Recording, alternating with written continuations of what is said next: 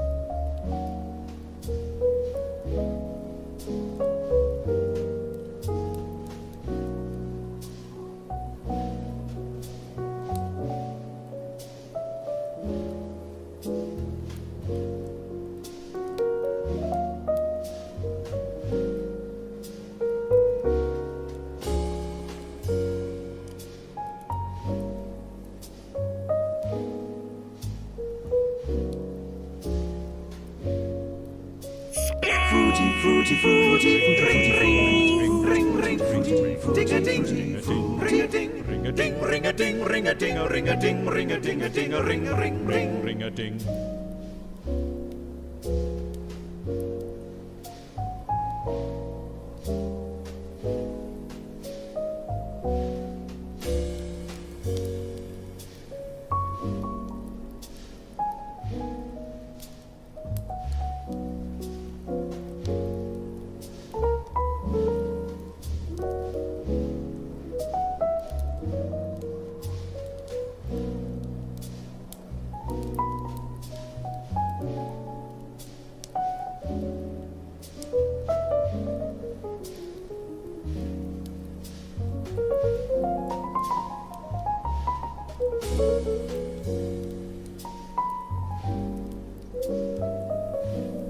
Ring, ring, ring, ring, ring, ring, ding a ding, ding a ding, ring a ding, ring a ding, ring a ding, ring a ding, a ring a ding, ring a ding, a ding, a ring, ring a ding.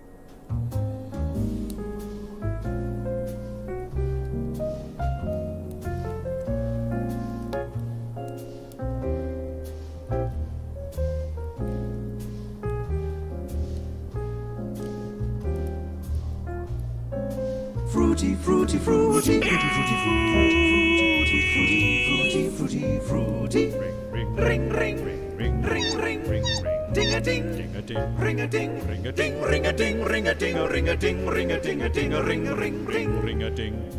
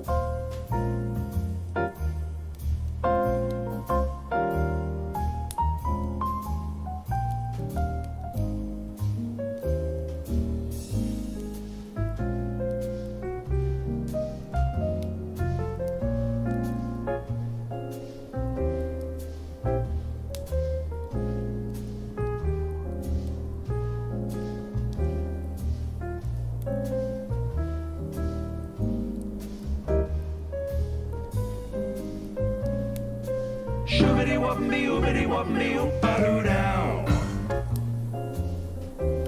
Welcome child number 4. What shall we call him, her?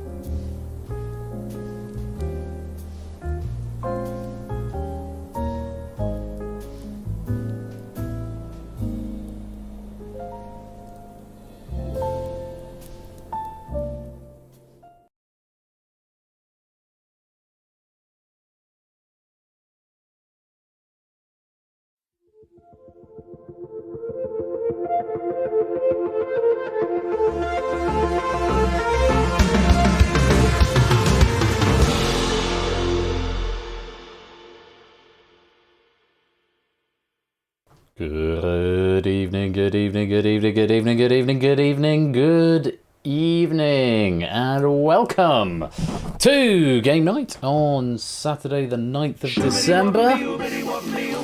And there's a message from our sponsor, Puzzle Dan. Catch the sexy thrifters against the slightly less sexy stitchers on Only Connect at 8 p.m. on Monday. Will I still hate women after that? Find out in 48 hours. I take it back. That's a message from our sponsor, Samsa. Samsa, thank you for the 43-month resub. And here's a message from our sponsor, Puzzle Dan. It's QUIZMASSSSSSSS. Indeed it is. Thank you for the 100 bits there, Puzzle Dan. And Samsa, thank you for the 43-month resub. Eisen, thank you very much for the 36-month resub. Fourth baby. And here comes another one. Message from our sponsor, ABB.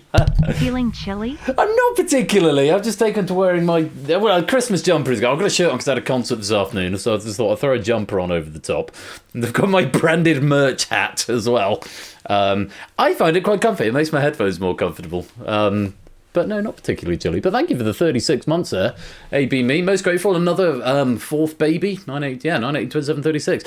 Most kind of you. Thank you very much. And also 3 years. 3 years we've been doing this. A bit more than 3 years now. 3 years of support is very, very kind. And thank you very much for the continued support of this channel. It's Quizmas game number 7. I know we sort of lost 4 and 5 into a dark hole of Topper's illness, from whence they will re-emerge hopefully in the coming week. I know Topper's got ideas, and we do wish him a speedy recovery. But it is, we've sort of, there's a couple of holes that are going to be filled in due course, but it's the 7th game today with me, so just so we keep things on track. I think a precedent has been set in the past as well, where illness affects the schedule. Message from our sponsor, Dragon. It's continuing to look a lot like Quizmas. It is indeed. Thank you for the 100 bits there, Dragon. Most grateful. Well, who have we got? The canon will indeed remain undisturbed, score count. And a message from our sponsor, Top One Gaming. On the 5th day of Quizmas, or the 7th day, who needs maths? I'm not sure, but it might mean that Toot doesn't win tonight. Thank you very much for the 32-month subscription there, Top. I'm most grateful to you. Who have we got this evening? Good evening, too. Oh, yeah, no Doctor Who spoilers in the chat. We might be watching it tonight. We might be watching it tomorrow. But Megs has gone over to Brighton to watch the Muppets Christmas Carol with a live orchestra. Apparently that's a thing. So we, for the 3rd week in a row, could not watch Doctor Who live. I was actually back from my concert by then, but but we couldn't watch it because we have to watch it together, so we'll possibly be watching it after stream, depending what time we finish, or we might be watching it tomorrow after I get back from church. But no spoilers, so I'll be most grateful to you. Good evening to Shapes and Clive and AB Me, Monster Man, Colo, Fluffy Bunny Esquire, 20 Dan, Stilgar, Ardenfett, Dragon, Brand New Halo, Topper, Simpsons Angle, Flyboy, Claire, Toot, Apodo, Theodore Vellum, Nando, Courtney J, Rocks, I should say. Welcome, new chatter there. Most grateful for you to come to join us. Hope you're keeping well. Puzzle Dan, Kegler Coach, Jers, Rudic Fan, G. Score Count, and anyone else who is lurking, loitering, and lingering in the chat, you are most welcome to be here. Thank you so much for joining me for Game Night, where we've got a level 2 hype train on. I don't think I've had a level, not for a while anyway. Level 2 hype train, all very much appreciated. I said your name, Monster Man. You're very welcome to look. Great to have you with us. Thank you for all the love and support at the head of this evening. What have we got coming up? Well, it's the 7th game of Quizmas, lurking behind the 7th door there. And there are prizes up for grabs for this game. And first of all, thank you to Purge as well for providing the Purge for us. And not that, the Purge. The Purge is coming up later. God, I almost said the name of the game. Don't do that. Thank you very much to Purge. Fuck's sake, Ben. Sort your life out. Thank you very much to Prugs for providing Plinko. Oh God. That was so bad. I got it wrong twice. And still haven't managed to spoil the Quizmas game. I'm really tired. I'm really fucking tired at the moment. It's, it's been a long week as I went to Wales and back. And then I had a concert this afternoon and a long rehearsal Friday night. Another week of work, going to Wales again this week, and then 2 carol services next week. It's the time of year. It's just absolutely shagged at the moment. So I appreciate your patience with me. So Purge definitely coming up later. That's from Ramsey Fox. Thank you to Prugs for Plinko. And what have we got behind game number 7 or door number 7? Do you want to have a guess? Anyone want to have a guess? Anyone want to have a guess what we are going to be playing tonight? Question jury, gatekeeper. I know you know, Topper. Welcome to the stream, Zeus. Good to have you here. A bidding war from Ardenfest, a Cryptex and Dragon. Well, maybe it might be the Purge behind there as well. I would just do 2 games of the Purge in one night. This is for our sponsor, Kegler Coach. On the 5th day, I think of Quizmas. Mrs. Keggs said to me the second rule of fight, CL Lub, again. The second rule of fight again. Hopefully you remember it now. Thank you for the 100 bits there, Kegler Coach. Silent Marie, welcome to the stream. Mario Kart. Little winner, Dale Winton. Yes, we've got him, and he's here tonight. No, he's not. I've just realised I haven't put my, not that you can see it, but hopefully it's still got the same message as last week. Yeah, it has. Great, we can stick that back. I need to get some proper sticky stuff for that because it's not working at the moment. Now we can see it. There we go. Well, is Dale Winton dead? Did Dale Winton die? Did I miss that? Has Dale Winton died? Oh my god, he died in 2018. Oh, that's awful. I feel like I should have known that. Well. Okay. He's been dead for 5 years. Apparently I just missed the memo. I feel like I must have known that at the time. Is Michael Barrymore still alive? Maybe I thought it was him who'd died. Who was the one with the swimming pool? Anyway, I can't remember. Memorial stream. Or 5 years later, possibly. He's here today. That suddenly makes that feel not a bit less funny now. Anyway, shall I open the door? Can I open the door? Yeah, let's open the door. Before that, a message from our sponsor, Zeus. Rest in power, Dale Winton. Yes, indeed. Thank you for the 34-month subscription there, Zeus. Interrupting the Christmas jingle, which means I'm going to have to go back to there and redo the build. I'll make sure it's all clear. There we go. Okay, we're back. Don't worry about it. Right. I did it without ceremony anyway, so let's see if we can try that again. On the 7th game of Quizmas, my true love gave to me.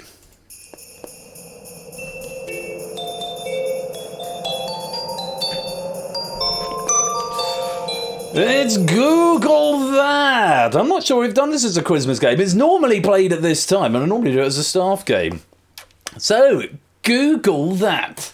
Which, for anyone who is new here, is not an invitation. Of course, we don't Google things in this neck of the woods. No Googling, please. Just your own brain. But Google that is the passive-aggressive title I gave to this game because it's designed such that you can't really Google them. And we're very grateful to Inca, who has provided this festive pack for us of Google that. This game is played through, for the time being, Hackbox. I'll let Score do his rules first before I give you the link. Don't even bing things here. No, we do not. Absolutely not. Score is just doing the rules. Only 1 prize per player this Quizmas. I'll just give you a bit more details on that in just a minute. Don't pick and choose prizes unless it's from me where I say you've got X to spend on whatever you like. And, of course, as ever, play fair. You will need Hackbox to play this game.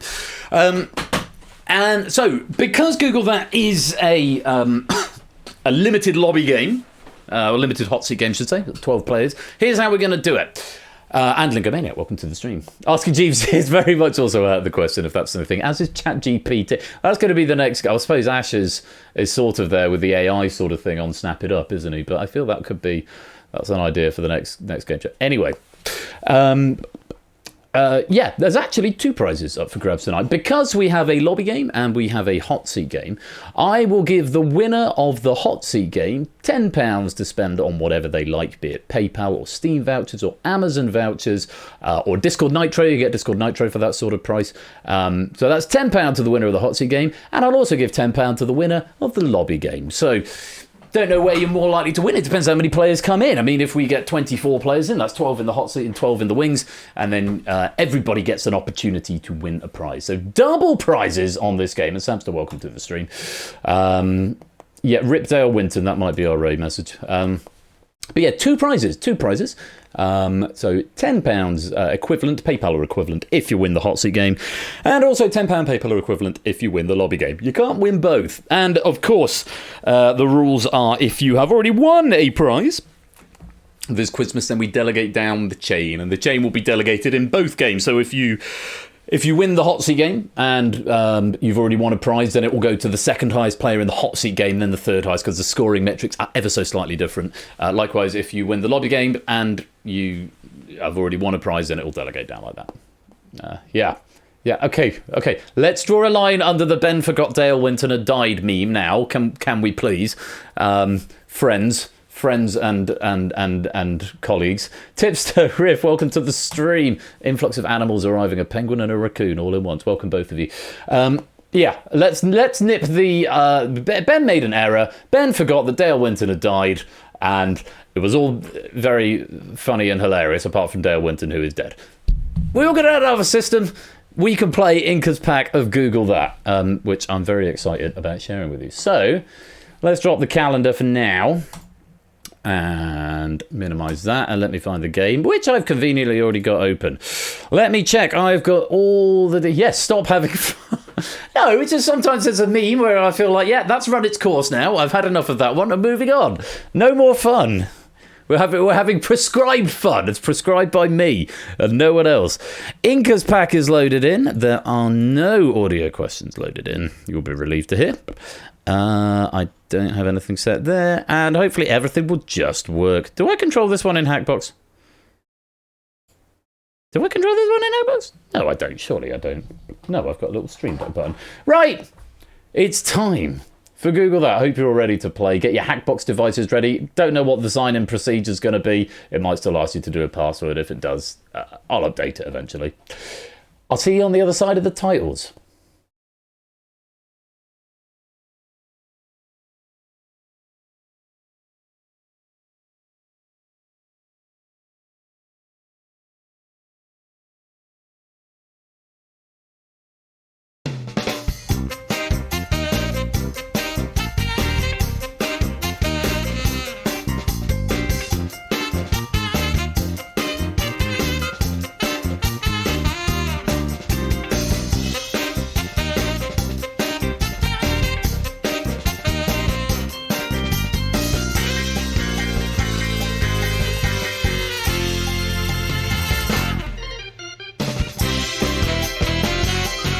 It's Google That and the letters that chose violence. Thank you for enjoying our not award-winning title sequence, but yeah, I still never tire of that sequence. It's quite fun. Hackbox devices at the ready. This pack comes from Inca. £10 if you win the hot seat game, £10 if you win the lobby game, and if you want to play in either one of them, crap.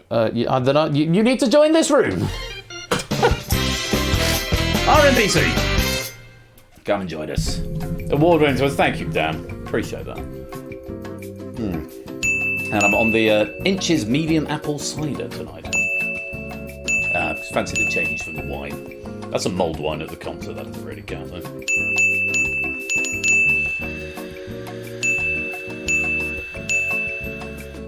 Yes, Royal Military of British Columbia. Outwards.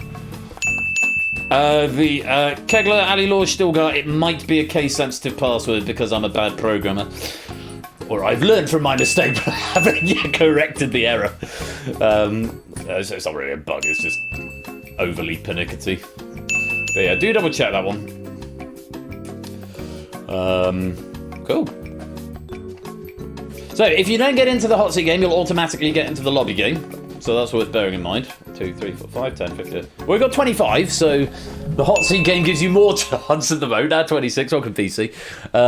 Yeah, you got more chance of winning in the hot seat game tonight, arguably, but yeah.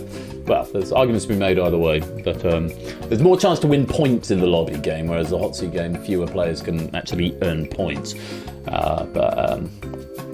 Otherwise, generally people don't decline the prize, and generally, Theodore Vellum, if people decline the prize, I would be more inclined to say, can you nominate a charity for it to go to? Because it's a season of giving, rather than, giving someone who maybe was in second place, but hasn't been excluded from receiving a prize because they've already had one, but just because someone doesn't want it. We don't do, because prizes are generally much of a muchness. We don't really have prize delegation. So what I'd normally say is that counts as that player's win, and if they really don't want to receive money or whatever the prize is, nominate a charity and we'll send it over that way. That's generally how we do it. Because quite a lot of you in, 10, 15, 20, 25, blimey, 32. Gonna run out of room. I'll give it one more time around the, what's it called? Theme. God, I'm really fucking tired. I'm very tired, man. Very, very tired. I'm wearing my hat indoors. To you by hand in the form of half pennies, yes. That would be fun, wouldn't it? So, the idea is we get through Google that, and then we move on to the Purge later on, which should be a huge amount of fun. Purge using the Universal Controller, which is hopefully working. I have just had a message from G. Eisens with the Mac build back. It won't be uploaded before we play the Purge, but it'll be there for next week should we need it for that. So all is well. Right, we're nearly there. We've got 32 players in looking to play Google that. It's a pack by Inga. It's a very fun pack. Lots of very reasonable trivia, all very accessible. I said the word. All very accessible, and with a nice sprinkling of Christmas dust over the top. I think we should play. Yeah, it is a bot. This is a good one, this one, Dan. Welcome to the Google That studio. We have got 12 empty podiums, and we would like to populate them with 12 players who are very much looking forward to coming to play Google That tonight. Again, not an invitation, just a passive-aggressive title. Who are our dynamic dozen going to be? Let's find out. Oh, it's all that new tips that we've had it about a year. First up on pole position is Nando. Welcome to the game, Nando. Hope you're ready to play. Yes, we've had this unit for about a year now. Into the middle there is Mantissa on the middle row. In red, welcome to the game, Mantissa. We'll continue to go round and round and round, and flash the colours. Over into third place is Stilgar up there on the back row. Welcome, welcome, welcome. Yeah, it's been a little while. You're very welcome back, Tipster. Great to have you with us. Hope you're well. And gliding overall in the centre of the bag, it's ABB, matching his yellow letter with his yellow podium. And that concludes our back row. Let's keep going around a bit further. Over onto the right-hand side, there's Jers. Welcome on into the game, Jers, on the blue podium there. Let's continue spinning. As we've reached our halfway point, over in Corbin Corner, there is Tipster. Welcome on into the game, sir. In the Corbin Corner you go. You want to try and work your way up from there. Over on the left-hand side in the middle row, there's Flyboy. Hello, hello, hello. Welcome on into the game. 5 more spots that need filling at this point, and we're going front and centre. That'll be Claire. Claire, welcome on in. You're into the Google That studio. Come on down, as they said in the olden days. Over on the yellow podium, that's Claire. That'll be Lingo. Welcome to the game. Great to see you. Hope you're keeping well. 3 more podiums that require filling up now. Where are we going next? Over onto the far right, that would be Opsy. Opsy on the far right there. Welcome to the game. 2 more. Who's going to take them? Yellow or red? We're finishing off the middle row in red. That'll be a Podo. Mr. Nuevo, welcome to the game. Lovely to have you here. And just to conclude on that yellow podium there, who's it going to be on the front row? It's Simpson's Angle. Welcome to the game. I hope all 12 of you are ready to play Google That tonight. Roll credits. Google that. He set the name. Roll credits. So I think most of you have played this before. If you haven't, don't worry, you'll pick up the rules very quickly. Or possibly not very quickly. If you did not get into our hot seat tonight, never fear. Do keep answering questions, because pennies are available, and you get a medal if you finish top in the lobby game, and you get £10 worth of PayPal or equivalent as well. So if these were the final scores, then Nando would have won £10. Okay, that's where you're trying to get to, where Nando is. But we haven't had any questions yet, so we're going to see what happens over the course of the game, and whoever's winning at the end. If we've got a tie, I'll worry about that when we get there. I might split it. I might not. I might not be tight. Stop the count! Well, no, there's a tie. I'm paying £120 out on one game, plus however bloody many we've got in the lobby. Well, it should be fun. Let's explain the rules. Hope your Hackbox device is ready and you're ready to have some fun with Inca's Pack. Let's play Google That! Round 1. All I can think of the jumper, I am a little bit warm, so I might just take the hat off for a bit, and I think the jumper's probably coming in the next game. Round 1 is the early bird. All you've got to do is answer the multiple choice question as quickly as possible. Fastest correct answer gets 10 points. Subsequent correct answers get 2 points fewer than the previous scorer, so 10 then 8 then 6 then 4 then 2. After the 5th correct answer has been received, the remaining players score no point whether or not they're right. Hopefully that makes sense. Lobby game is exactly the same way, except I think 3 players get 10, and then 3 will get 8, and then 3 will get 6. So more chance for bigger points in the lobby game. Hope that makes sense. So there's multiple choice, A, B, C, or D. Hope you're ready on your Hackbox devices. 20 seconds per question, and good luck. Here is the first. Confusingly, which Disney film portrays a lion as the uncle of a vixen? The Lion King, Robin Hood, The Fox and the Hound, or The Jungle Book?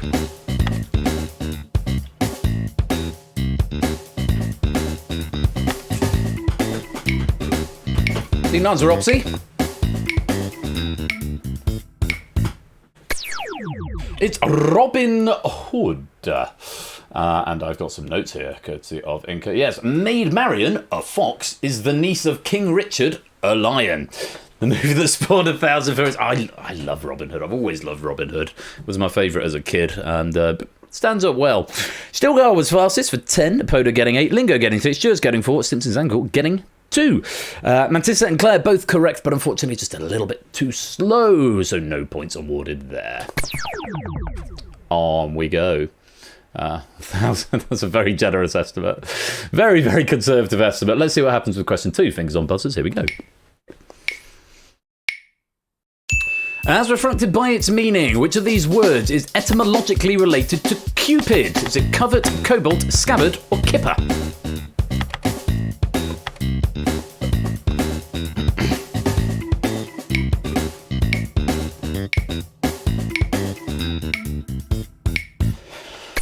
That would be covert. Nando getting it fastest for 10. ABME getting 8. Still getting 6. And Lingo getting 4. Everyone else was wrong. Yeah, Cupid and covert are both derived from the Latin cupere, C-U-P-E-R-E, meaning to desire. So I suppose that makes sense for Cupid, the one, and to covet, meaning you want something, you're envious of somebody, you covet their things. So of the 10 commandments, 2 of them are to do with covetousness. So thou shalt not covet thy neighbour's wife, and thou shalt not covet thy neighbour's ox, I think. Or thou shalt not covet thy neighbour's ass, indeed so. Well done if you picked up on that there. Covet was the right answer. Let's play on. Another question, 4 options, 20 seconds, have a look. To use old British slang, which of these fell afoul of a prigger of prancers? Is it the Titanic, Shergar, Lehman Brothers, or John Profumo? It's the first time those 4 have ever been together as options in any question ever. I think I'm ill, you know. I think I'm getting ill. Again. Shergar was the answer. A prigger of prancers was a horse thief. The racehorse Shergar was famously stolen in 1983 and never found. Mantissa, you were fastest for 10. Opsy picking up 8. Flyboy getting 6. Tipster getting 4. And Apodo getting 2. Claire and Simpson's Angle, you were both correct, but unfortunately just a little bit slow. Not enough points left for you on that one, I'm afraid. Let's reset the podiums. Everyone is doing rather well. Oh, Opsy's got a... apparently, your +8 doesn't want to disappear. Let me go and do a thing. Whoa, let's not drop that on the keyboard when I'm focusing on the inspector view. Where have you gone, Opsy? And your +8 pop up, or pop down, really. Is that going to make it go away? Yeah, there we go. Bye-bye. Hopefully we won't have to do that again, but I can always guarantee we will. Question number 4, another 20 seconds. Take a look at this. Blitzen, the son of Freya, is a character in the works of which fantasy author? Terry Pratchett, Veronica Roth, Ian Colfer, or Rick Riordan? Is it Ian or is it Ewan? Whichever one it is.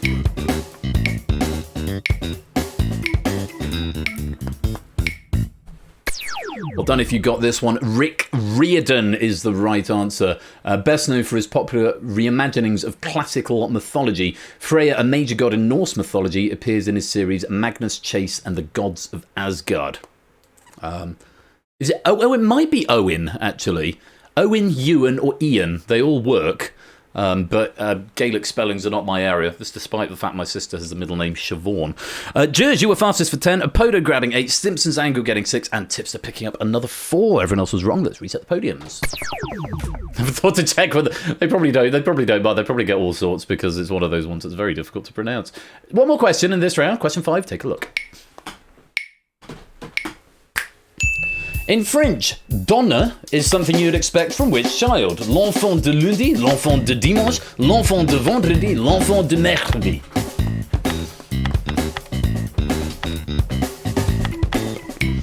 This is a question with a great number of layers. My resident French expert Claire getting this one wrong. I shall not, because this is a very difficult question. So, l'enfant de vendredi is the answer, not l'enfant terrible. But in French, donner means to give. And according to the traditional poem, Friday's child is loving and giving. Yeah, Friday's child, Claire. So you got the French. Just forgot the poem. Yeah, Friday's child is loving and giving, and vendredi is the French for Friday. Well done, Opsy picking up 10 there. Rapoda getting 8. Tipster getting 6. Nando picking up 4. Flyboy getting 2. Stilgar, you were correct, but unfortunately just a little bit late. That is the end of question 5. It's the end of round 1. Let's clear the board. Reset the podiums. Not clear the board. Which game is clear the board? Which game do I say clear the board in? Possibly Risky Business? I don't even know. Let's reset the podiums and check out the scores.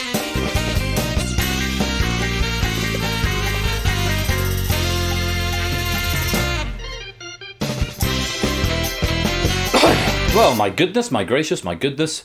My gracious, Apodo is in pole position with 26, Opsy gliding overall with 18, and Stilgar is in third with 16. Nando, Jers and Tipster all on equal pegging with 14 apiece. Mantissa and Lingo have got 10 each. AB Me, Flyboy and Stimpson's Angle all with 8, and Claire yet to score, but still plenty of time to make up that deficit. We've still got 4 rounds to go. Into the mist, we shall look at our lobby game. Toot leading at the moment with 29. We got onto a second column. What fun. Clyde's got 28. Zeus 22. Sam, Colo, Amy all on 19. Fluffy Bunny on 16. Dragon and Theo Vellum on 13. Shapes on 12, and you're disappearing back into the mist, so I'm going to run out of time. But hopefully you can see your scores there, and hopefully you can see them on your Hackbox devices as well.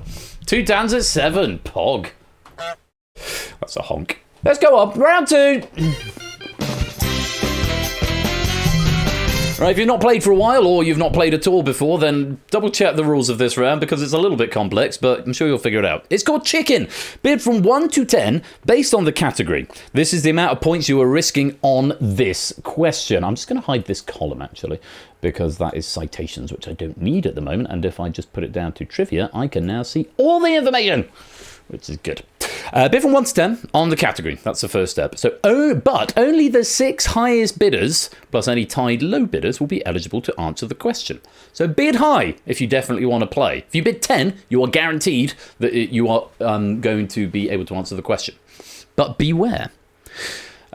For reasons I'll explain in a minute. Low bidders get 1 point for each abstention or incorrect answer given by an eligible player, up to a maximum of their bid. So let's say you bid 3, but there are at least 6 players who bid higher than you, then you won't be able to answer the question, but for every one of those who are wrong, you will get a point up to 3. Okay? So that's called playing the Luigi strat, where you can get points by doing absolutely nothing. But of course you need to bid low in order to do that. Exactly the same, Puzzle Dan, except it's half. Rather than 6. It's half of however many players there are. And let's track of time. Hello, Nick and Grams. Welcome on in. You've only missed 1 round so far, so plenty of time to catch up. So for eligible players, so that's the 6 highest bidders, correct players are awarded their bid, incorrect players lose their bid, and abstaining players lose half of their bid rounded up. This is to prevent players from just bidding 10 on every question and then saying, oh, I don't know, I'm going to abstain. So there is still a little penalty for abstention, but it's not as much as answering. So if the question comes up and you're in play and you really don't know, there is valid strategy in abstaining, okay? Please don't just type, I don't know, because that will almost certainly, I mean, have a guess by all means, but don't just type enter something random because you lose more points for being wrong than you do for abstaining. I hope that makes sense. And that Luigi strat is there to think about as well. So if you don't want to play, you got to bid low, but you don't want to bid too low because you could get more points if players who are in are right. I hope that all makes sense. If not, you'll pick it up. So you've got 10 seconds to bid on each category from 1 to 10. If you don't bid, you'll be given a default bid of 1. Not a cat. Welcome to the stream. Lobby game works exactly the same way, except it's just half of you rather than 6 of you, because it's half of the hot seat players as well. Those 10 seconds do go by pretty quick, and you've got to tap a number from 1 to 10. So make sure you've got your Hackbox devices ready as we go to the first category, which is tech abbreviations. Bidding from 1 to 10, please.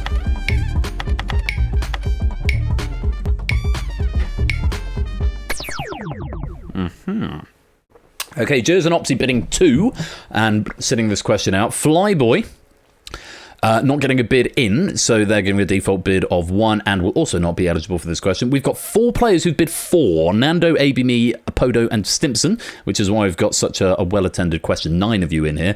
Mantis and Stilgar going for 6. Lingo and Claire going for 8. And Tipster going for 10. So hopefully if you get this one right, you get some lovely points. If not, you're going to lose some points. But remember, abstention doesn't lose you as many. 20 seconds. Here's the question. DVD originally stood for digital video disc, though as the discs can in fact handle many kinds of media, the V now instead stands for what adjective? I'm reading that question, I almost went on autopilot and read the answer in, because this is one I happen to know.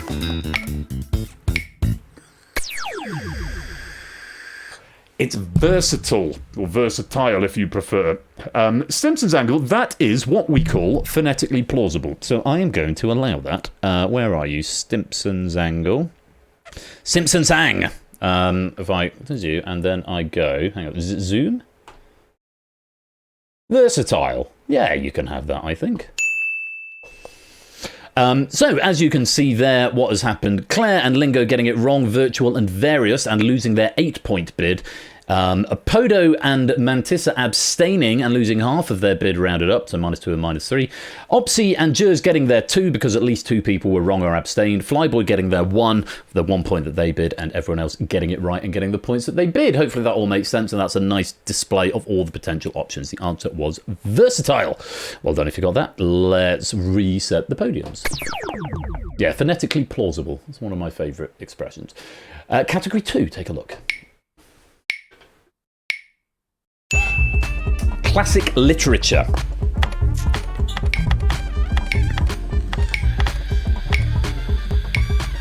Interesting spread of bids in here. And we have got 6 players, and we haven't seen this for a little while. Apodo and ABME going for 1. Lingo, Stimpson, Zango, Mantissa, and Nando all going for 2. And you get to sit this one out, potentially up to 2 points for you guys. Opsy, Claire, and Flyboy all going for 3. Stilgar for 4. Tipster and Jers going for 6.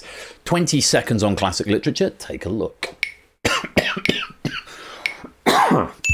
Constance Reed, who has a scandalous affair with Oliver Mellors in a 1928 novel, is more formally known as Lady Who. Oh my God in heaven. I'm gonna die. Few abstentions coming in there. Don't blame you. It is, of course, Chatterley, and the novel in question is, of course, Lady Chatterley's Lover. There are a couple there where you've put Chatterley's Lover. On this occasion, and because it's Christmas, I will allow it because knowledge was shown.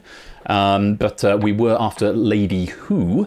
You've clearly gone with the right idea there, Opsy, but do make sure you read the question properly moving forward. Lady Chatterley's Lover, I will allow on this occasion, and Stilgar as well. Generous am I with my condoning. But yes, Lady Chatterley is what we wanted there. So just be mindful of the question, because I might not always be so generous. Oh, Bork, Bork, Bork. Got some dogs. It might be my wife back, actually. But she's back quite early. It might have started at like 6. Oh, it might be the shop, actually. I think it's the Tesco shop. So this may go on for some time. In fact, I'm just going to assist Dylan just to make sure everything's okay. I'll be right back. Stay there. Dogs! Science!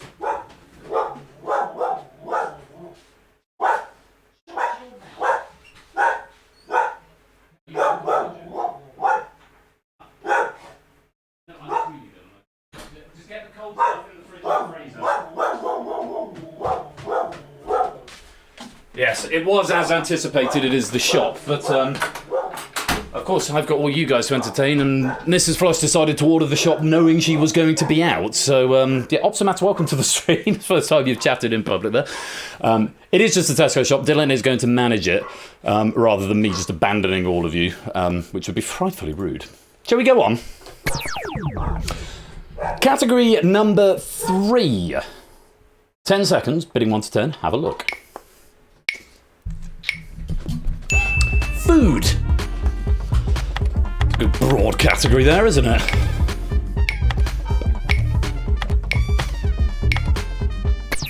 Mantis are just out of time, and we have got 6 players, exactly 6 in. Mantis for 1, Opsy, Apodo, Flyboy, and ABME for 2, Jers for 3, and then we've got Tipster on 4, who is in, and everyone above them is in as well. Stimpson and Stilgar on 5, Lingo and Fernando on 6, and Claire going for 7 on food. Let's see what the question brings. 20 seconds, take a look. What fish is a central ingredient in both gentleman's relish and Worcestershire sauce?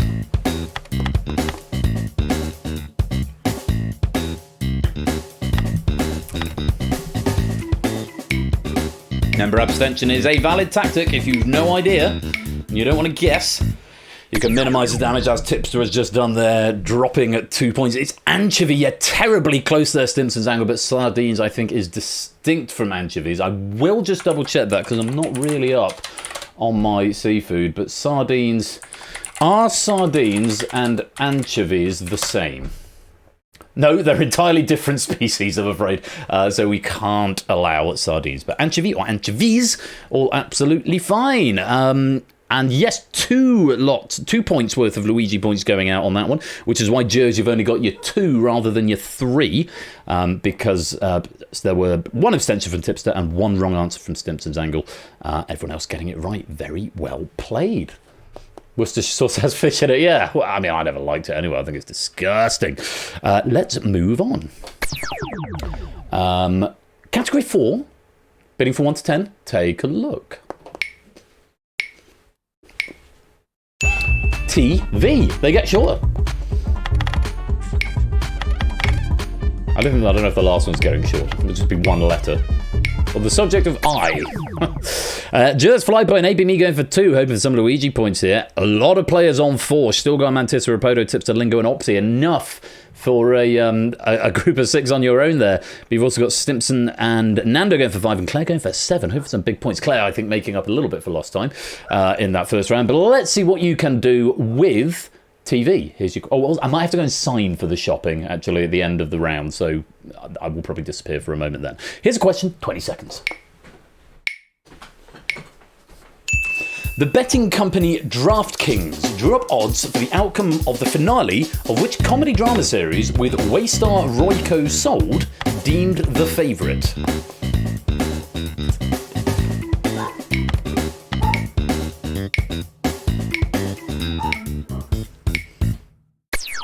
It's Succession. Just 2 players getting that. Well done. Sorry, I beg your pardon. 3 players. Well done to Tipster, Opsy, and Nando.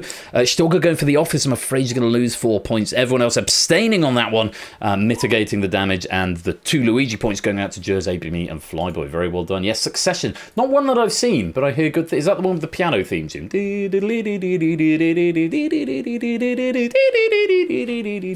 Yeah, I've heard it's quite good, if that's the one I'm thinking of. Is it the one with Brian Cox in it? Is it Brian Cox?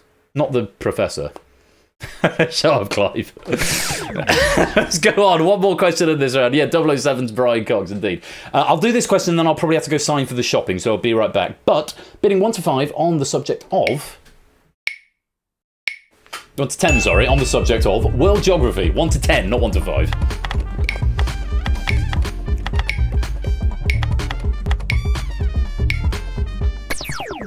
Okay, Stilgar going for 5, Tipster and Stimson going for 4, Lingo for 3, and Apodo for 2. That's some quite big Luigi bids there. So Stilgar could be in for a really good time. He could potentially get 5 points here. Flyboy going for 10, Opsy for 8, Jers for 7, and Nando, ABME, Mantis, and Claire going for 6. 20 seconds on World Geography. Good luck. Christmas Island is a territory of Australia, though which other country does it actually lie closest to?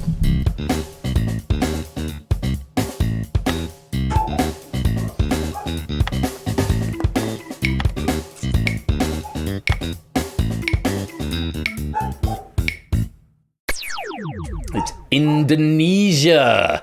And quite a few abstentions there. Nando, ABME, and Claire all setting that one out. Flyboy getting this one right. Getting his 10 points that he bid there. Very well played. New Zealand, Argentina, both incorrect answers. And Stilgar looking very happy with his 5 Luigi points there. It's about 200 miles off the coast of Java. Far closer than it is to any other landmass. So something to bear in mind. Pokenuts, welcome to the stream, my dude. That is the end of question 5. It's also the end of round 2. Let's clear the board. I don't say clear the board in this game. Let's reset the podiums and check out the scores.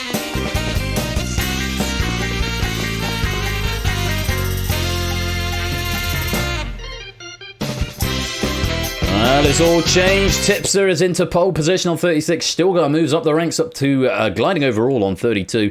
Nando and Flyboy and Apodo all have 26, so Nando getting the honour of the top podium because of... I'm not sure, actually. It's not alphabetical. No idea. Opsy's got 21, Jers is on 19, ABME's on 13, Lingo's on 9, Stimson's Angle's on 8, Mantis is on 0, Claire is on -5, so more to be done there. I'm just going to go sign for the shop, and then we'll look at the lobby scores. So stay there, I'll BRB.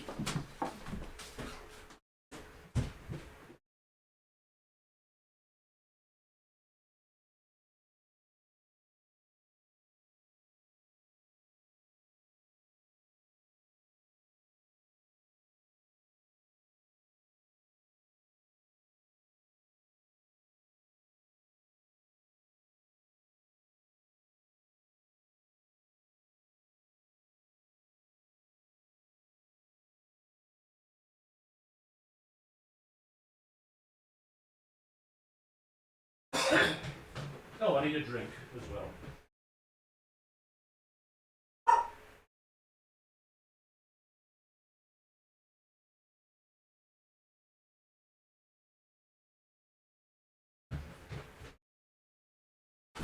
Well, it turns out they just let him have it. He didn't have to sign for it. He's buggered off now. So, but Dylan, bless him, he's putting all the cold stuff away. And as I said, just keep the dogs off it, and your mum will sort it out when she's back. So yeah, they just let the 14-year-old take the shopping. Might have been the wrong house, but yeah. So he's now putting the shop away. To be fair, he needs to do some chores. What's going on in the lobby game? Oh my goodness, 2 at the top with 65.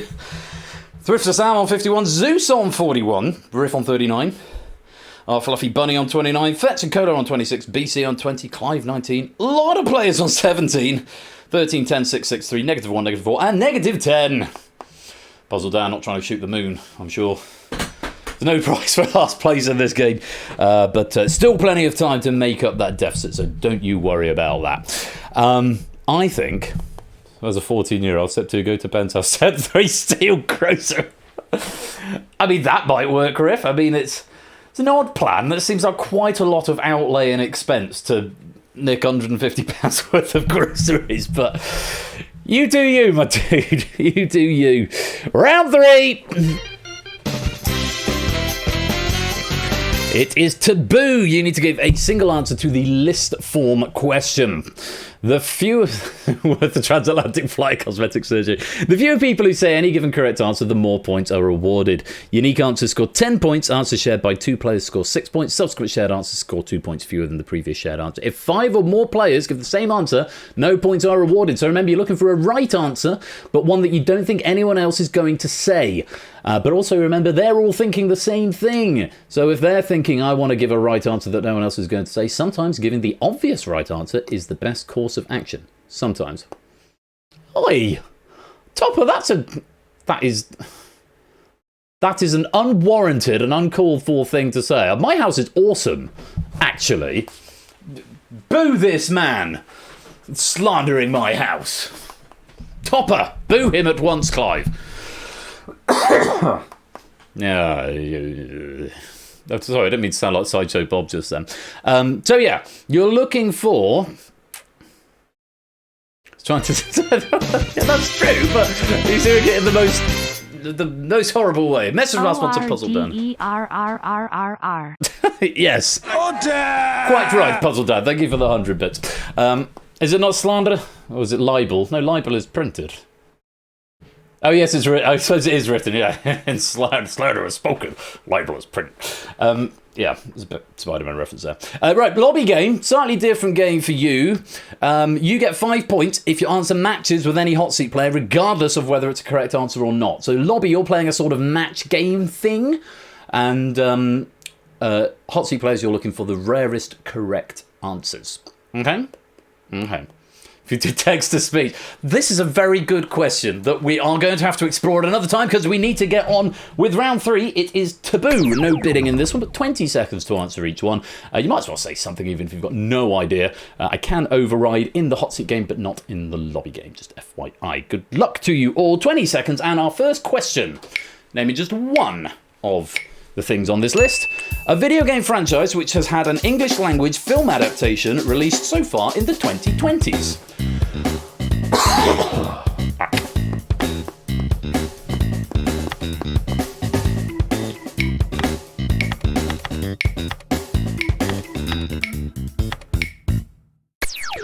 Mantis are just out of time there. Those are the answers you could have had there. Sonic the Hedgehog, Monster Hunter, Mortal Kombat, Werewolves Within, Resident Evil, Uncharted, Five Nights at Freddy's, and of course Super Mario. Let's go through what we say. So 2 players going for Sonic, picking up 6 points apiece. That's Lingo, Peach, 6 points apiece. Lingo and Flyboy. 2 players going for Resident Evil, AB Me and Stilgar, getting 6 points each. 2 players going for Mario, Super Mario. So Claire and who's that behind the Opsy? He's getting 6 points, and just the 1 player going for Uncharted. So very well done to Stimson's Angle for Uncharted, the only player to go for that, and getting 10 points. No, that's a Mario franchise, indeed, 6 points apiece. Assassin's Creed, Nando going for Assassin's Creed. I don't know that that's been a film. I know they've had books. Oh, no, it has, but it was released in 2016. So not going to fly. When was the last Tomb Raider? Obviously, Tomb Raider's had a billion films. 2018 was the Tomb Raider film. Last of Us was a TV show, Jers, so unfortunately that is not going to work. And Halo has got a TV series that started in 2022, but not a film, so unfortunately is not going to fly. Bad luck. But some good answers there, and very well done on Uncharted. 10 points to you, Stimson's Angle. I don't need to correct anything. Let's move on to the next one. Right, you need to answer in English. Okay? No, well, don't give me the necessary Unicode character. Okay, give me the English translation of the thing we're asking for. It'll make sense. Question 2. Name one of the 7 vowels in the Greek alphabet. Don't give me the Greek Unicode symbol, because I will not know what it is. Well, I might do, for reasons that might become clear later on. There are only 7 to choose from. Everyone in? Just the 1 wrong answer. Still going, unfortunately, delta is not a vowel.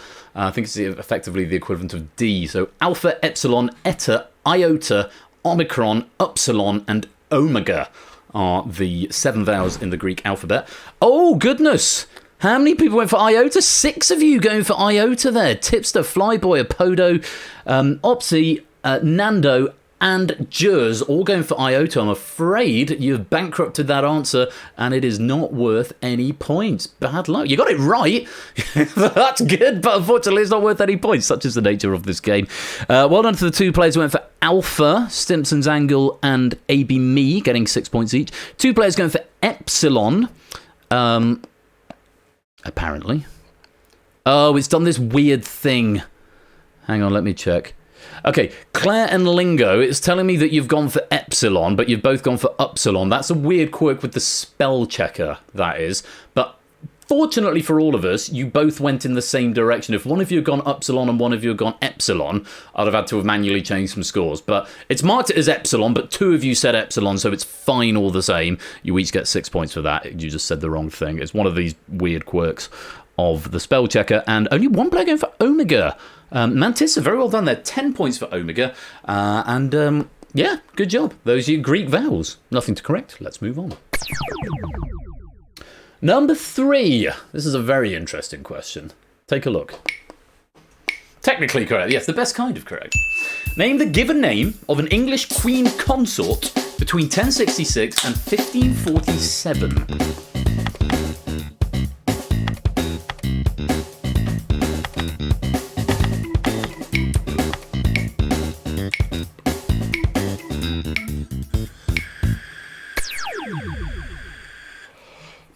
The answers you could have had, despite there being 27 queens consort, there were only 12 names. 12 names in that time. Those names were Catherine, Anne, Jane, Elizabeth, Margaret, Joan, Isabella, Philippa, Eleanor, Berengaria, Matilda, and Adeliza. Some of those I have never heard of. Mantis, so welcome to the stream. Now, I have got some sad news to deliver. Just one player going for Catherine. That was Lingo getting 10 points. One going for Isabella as well. Tipster getting 10 points. One going for Eleanor. Claire getting 10 points. That'd be Eleanor of Aquitaine, I believe, wife of Henry II. Nobody going for quite a lot of these. 2 players going for Margaret and 2 players going for Elizabeth. 2 Margarets there were... sorry, no one going for Margaret. I beg your pardon. 2 going for Anne and 2 going for Elizabeth. Sorry, I can't read. Jers going for Anne and Stimson going for Anne. And Mantissa going for Elizabeth and AB Me going for Elizabeth. Now, Mary, Albert, and Mary are all incorrect. Flyboy, you said Elizabeth of Aquitaine. Now, unfortunately, had you just said it did ask for the given name. Had you just said Elizabeth, I would have been inclined to condone that it would have been correct.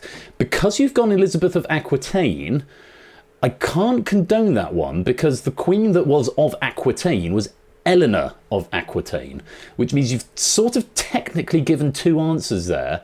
It's one of those things, and it's the rule that we have in OQL, which is if you give too much information, then it's wrong, even if it contains the salient information. Mr. Vertigo, welcome to the stream. So, unfortunately, you've rather shot yourself in the foot there, Flyboy. I cannot allow Elizabeth of Aquitaine, even though it does contain the correct answer. You've over-explained it and made it slightly ambiguous, I am afraid. Welcome to the game, Mr. Vertigo, and I hope that is all okay with everyone. Points going out. Let's clear the let's reset the podiums. Hoping this next question works, because this was a last-minute change which didn't go through the traditional JSON method. Fingers crossed. Next question. Work. Yes. Other than athletics, name any sport for which someone has been named BBC Sports Personality of the Year since 2000.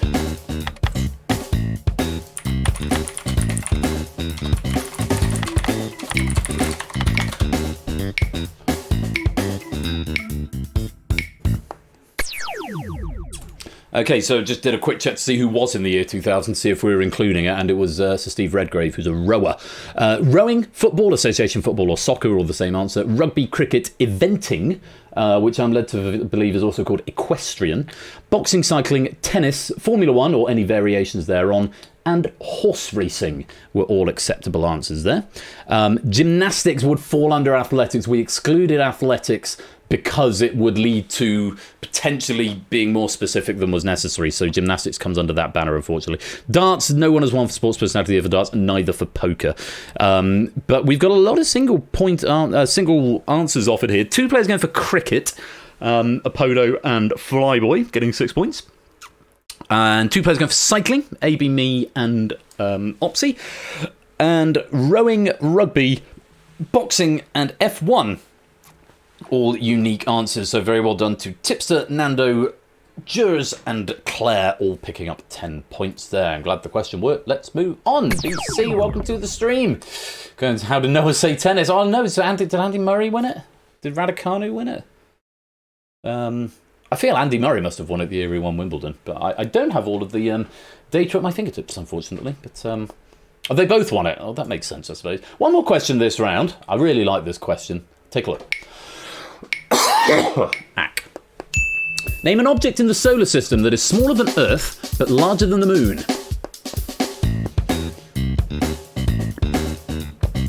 Oh, having a think.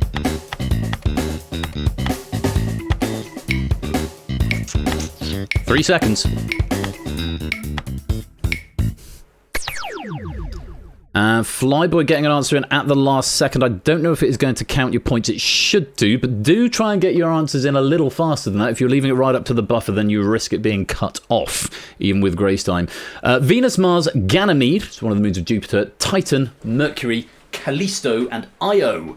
Callisto, Io, and Ganymede, all moons of Jupiter. Titan is a moon of Saturn, and Venus, Mars, and Mercury are planets.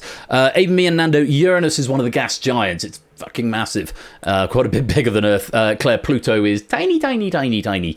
Certainly smaller than the Earth, but also smaller than the moon. Yeah, unfortunately they're not going to fly. 4 players actually going for Mercury there, so only getting 2 points. Tipster, Apodo, Mantissa, and Juz. And all the others are unique answers. 10 points for Venus, for Mars, for Titan, and for Io. And Ganymede, possibly. It came in after my debug log decompressed Flyboy, so it might not give you the points. It might have done, and I'm probably going to have to recorrect your speech bubble here as well. Let's find out. That is the end of the question and the end of the round. Let's reset the podiums and check out the scores. Ha! That speech bubble, though. It hasn't given them on, so you're going to have to be faster than that. It has gone in out of time, I'm afraid, Flyboy. You will have to be just a little quicker than that moving forwards. I now need to fix Lingo's speech bubble. And pop down. Hang on, speech bubble, there we go. Animator, toggle, and the +6. Toggle. There we go. That's what happens with late answers, so I need to bake in grace time to account for that sort of thing. Yeah, Lingo nicked your speech bubble there. I'm hoping it doesn't have any other adverse effect. No thoughts, head empty, quite. I'm going to have to lose the jumper, gang, because I am baking. I'm very sorry, but I can take it off with dignity. Am I patchy? Because if so, I might have to go change my shirt as well. I think I'm okay for now. Yeah, it's a very red shirt tonight. Right. Tipster is in pole position still, 58. Stilgar's got 48, gliding overall. Opsy's got 43. Lingo on 41. Simpsons Angle on 40. Flyboy on 38. AB, me, and Jers both on 37. Nando's got 36. Abodo 34. Claire's starting to climb back up the ladder on 27. And Mantissa at the bottom currently on 18, but with plenty of time to go. We've still got another 11 questions in this game, including the last question of the game, which can be can make all the difference. Let's take a look at the lobby game.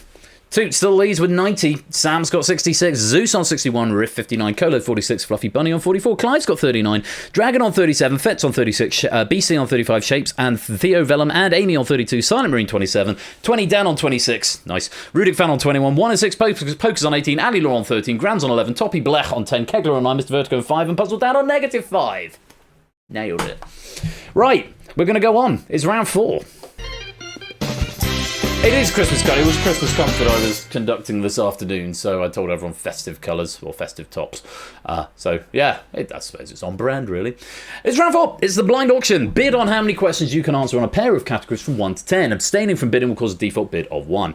You get 10 increasingly difficult questions on alternating categories. Each question is worth increasingly more points. First is worth 1, then 3, then 5, then 7. It might seem like an odd scale, but if you get all 10, you get a nice round 100. If you successfully answer the number of questions you've bid, you bank your points and you're frozen out of the rest of the round. This is the precursor to the opening round of the Escape Artist. If any of you have played that, it might feel familiar.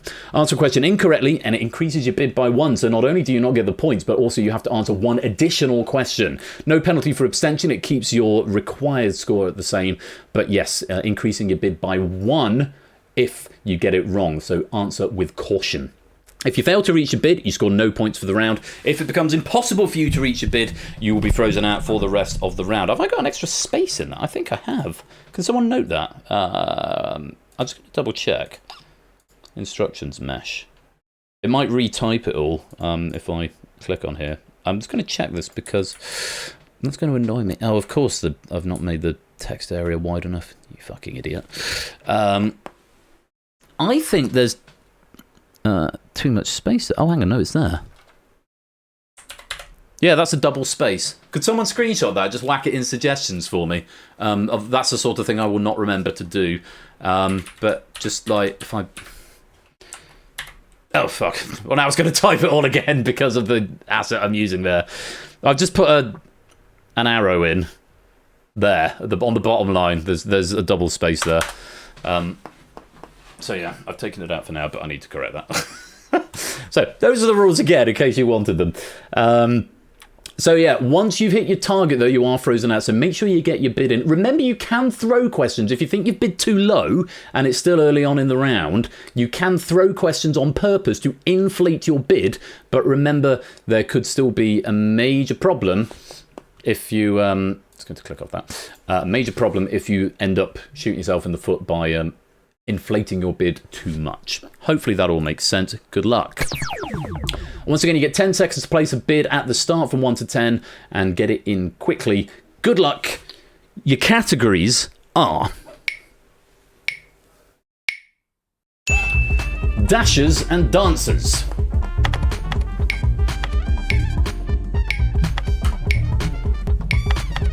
Get your bids in, quick, quick, quick, quick.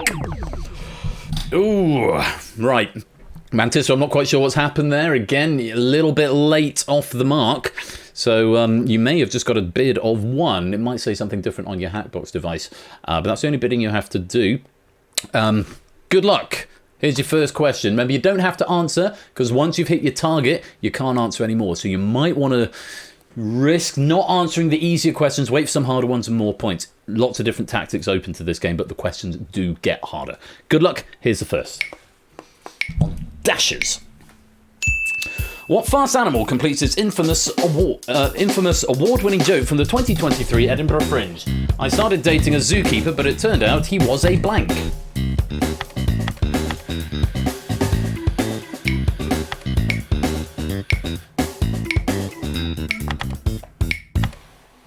Lots of people answering. It is, of course, a cheetah. Mantissa's gone for giraffe. I'm going to assume that's a throw, Mantissa, to give yourself an extra bid. So now you will need to bid. You answered 2. It's wrong anyway, so you don't going to get another pip, as it were. But yes, cheetah is the right answer. Stimpson's Angle, it's marked it wrong, but it's phonetically plausible. Let me sort that out for you. Stimpson's Angle, zoom, cheetah. Yeah. It works both ways because of the nature of the joke, but yes, that is right. Mantis going to get an extra pip. Everyone else losing a pip and taking their target down. Let's move on. There's a question on dashers. Time for 1 on dancers. Take a look. For 3 points. The tango has its origins in 2 neighbouring countries on what continent?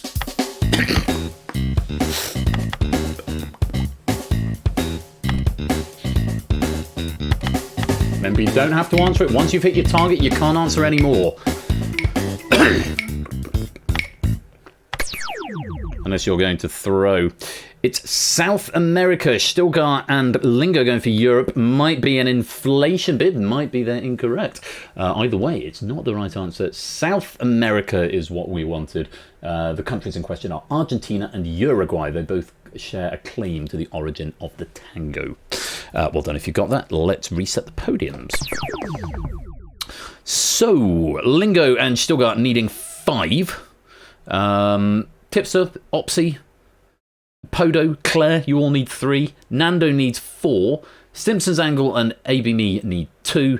And Jerza Mantissa needing just 1. And Flyboy as well. Remember, if you answer and you bank, you can't answer anymore. So think before you answer if you definitely know it. Because once you're out, you can't answer anymore. But your points are safe. Question 3 on dashers. Take a look. What Olympic event takes its name from an ancient battle in which one participant is said to have run from Athens to Sparta to seek assistance? Not a bug silent marine, it's expected behaviour, but it's not. It's less than ideal. I'll explain it in a minute. Although you may well be able to work that one out. Sips with Angle sitting on their hands, and just taking a throw to inflate the bid. Mantissa and Flyboy, though, have banked out. Flyboy banking out 9, Mantissa banking out 8. Very well done. Those points are safe, but you won't be able to get any more this round. The answer is, of course, Marathon, where we get a famous battle from. This is Sparta! That as well. Well played. Let's move on. So just to address that point from Silent Marine, you typed North American was marked correct. That's the spell checker. Because it's quite long with America. America would have been 100% right, and the North and the South difference would have been would have been about 80% right, I think. 80%, 60% right. Overall, it adds up to a threshold higher than 80%. It's one of those things when we get the rarefied question like that. Block has written me a new algorithm which takes into account keyboard location, which I need to look into implementing at some point. But yeah, it's just one of those things that it's... take the extra point. It's a better problem to have where it gives you an extra point rather than if it doesn't give you an extra point, unless you were trying to throw, in which case I would have cautiously suggested go for something very, very wrong. It's always a good idea just to write throw if you're trying to throw it, just in case something rare like that can happen. On we go. Question 4 on dancers. 20 seconds. I love this. What's the title of the Killers' 2008 smash hit? Is it Human or is it Dancer? That's such a glorious question. Bips and Pips, welcome to the stream. Assumed in a point until proven Gilrock. Yes, indeed. Welcome on in, Bips and Pips. That's such a great question. And it's Human. AB Me banking out 16 there. Still Girl's gone the other way. He's gone for Dancer. Notes. Are we human or are we dancer? Not dancers. Dancer. Singular. It doesn't really make sense, but it's such a cracking question there from Inca that I'm a big fan of. It is Human, is what it is. Well done if you got that one. Still Girl getting an extra pip. And let's move on. Still, you need 5 from 6. So if you get one more wrong, then I'm afraid you are going grayscale and out of the running. Everyone else is on 3 or below or already banked. Let's see what question 5 brings on dashers. For 9 points, the quads are a group of muscles central to running. Quads is short for what word? Interested, they are these ones in between the knee and the pelvis at the front. Did we ever figure out if we were human or dancer? I'm not sure we did. No.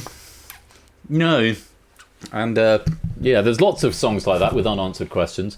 Quadriceps is against quadrilateral. No, I'm afraid not. Quadrilateral cowboys. I'm going to look that up, Tipster, to see if that is some sort of thing that I'm unfamiliar with. Oh no, it's a first-person puzzle adventure game by an independent developer, Blendo Games. I'm fairly sure that is not it. You're like, what is love? Baby, don't hurt me. Don't hurt me no more. Quadrilaterals are four-sided shapes, unfortunately for Opsy and Stilgar. Quadriceps, though. You were intending to throw. Okay, that's fine. Yeah, they're like I say, at the front of the leg, in between the knee and the pelvis. Hashtag running knowledge. Claire is banking their 25 points there. Well done there. They are safe, and no more questions for you this round. I think, Stilgar, it does mean you now need 6 from 5, which means you are going to go grayscale, I'm afraid. And not be able to answer any more questions. Bad luck. As for everyone else still in play, Opsy needing 3. Apodo and Jers needing 1, everyone else now needing 2. There are 5 questions left, and they do get harder. Remember that. Let's go on. Question number 6 on dancers. For 11 points, a group of dancers from Pram Pram in Ghana became a viral sensation in the last few years due to their seemingly incongruous dances while carrying what items?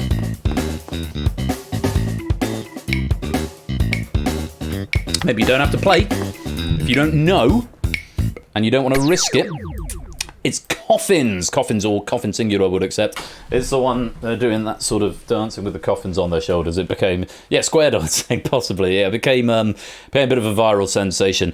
All 3 players who attempted that getting right, Jers, Lingo and Tipster, very well done. And Jers banking out now at getting 22 points out of the game, take them up to 59. Lingo and Tipster just requiring 1, as does Simpson and Apodo. And Nando still needing 2, and there are 4 left. Let's reset the podiums.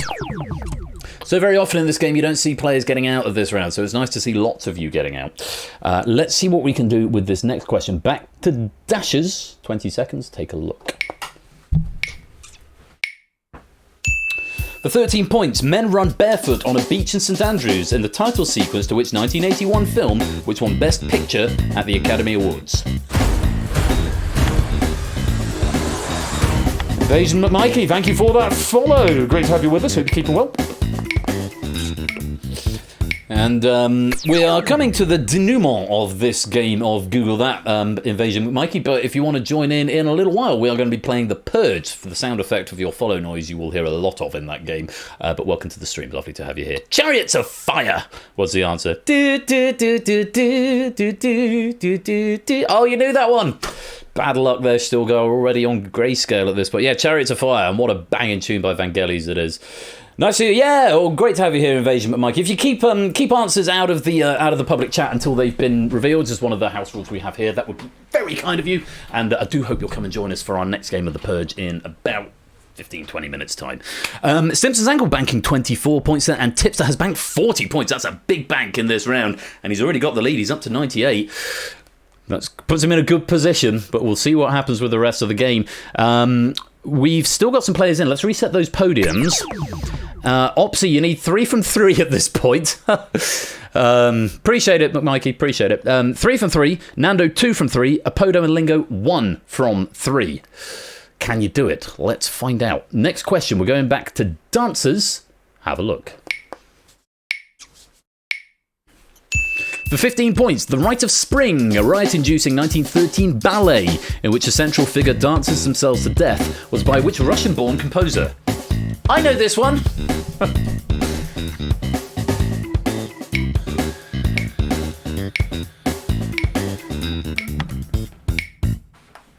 Well, obviously, well done on knowing it's never Tchaikovsky and Dre. We've got the memes in the chat. Went for the conservative number accused. No, it's not Tchaikovsky. It's never. It's Igor Stravinsky. This is not a cor anglais. It's one that starts with that leitmotif. Is it leitmotif or is it just a theme? No, it's Stravinsky, Igor Stravinsky. And yes, calls riot, but I think it was meant to be orchestrated. It was sort of a planned riot. They didn't just think it would. But it is weird. Harmonically, it's very, very strange and quite coarse and rough. Not one of my favourite Stravinsky ballets. I much prefer the Firebird. Prokofiev is the wrong answer, though. Nando's got there with Stravinsky. Well played. You're down to 1 from 2. But Opsy, I'm afraid you are going to go grayscale. 2 questions left. 1 on dashes, 1 on dancers. Nando, Apodo, Lingo. You can afford to abstain on 9, but you can't afford to abstain on both, and you cannot afford to get either of them wrong. So either get it now or get it on 10 would be my advice. Good luck. Back to dashes. Here's the question. For 17 points, Usain Bolt ran his final competitive race in 2017, but surprisingly didn't win. Which American sprinter won instead? It's the only ski you know apart from Lewinsky. Do we know? Are we going to put all our eggs into the question 10 basket? Looks like we are. It's Justin Gatlin. Justin Gatlin is a name that I was tangentially familiar with, but I don't think I would have got that under the pressure, especially knowing there was one more question on dancers to come. Nobody going for that, but Lingo, Nando and Apodo all still alive.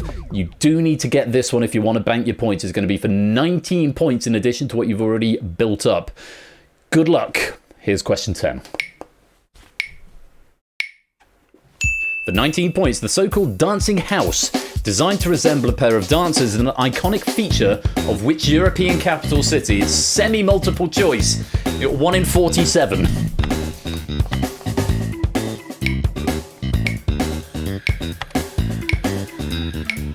Well, you've gone for 3 different answers, and I'm afraid they're all incorrect. It's Prague, the capital of the Czech Republic. I would also have accepted Praha, Praha, but Prague is what we wanted. Brussels, the capital of Belgium, Budapest, the capital of Hungary, and Copenhagen, the capital of Denmark, are all incorrect, I'm afraid.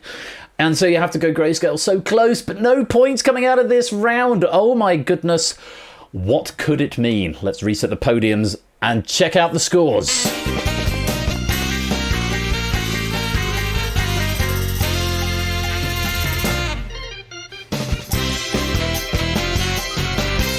Well, Tips are giving himself a firm advantage coming into this final round. In pole position with 98. Stimpson's Angle's got 64. Jers has got 59. AB Me is on 53. Claire 52. Stilgar 48. Flyboy 47. Opsy 43. Lingo 41. Nando 36. Apollo 34. And Mantissa 26. But.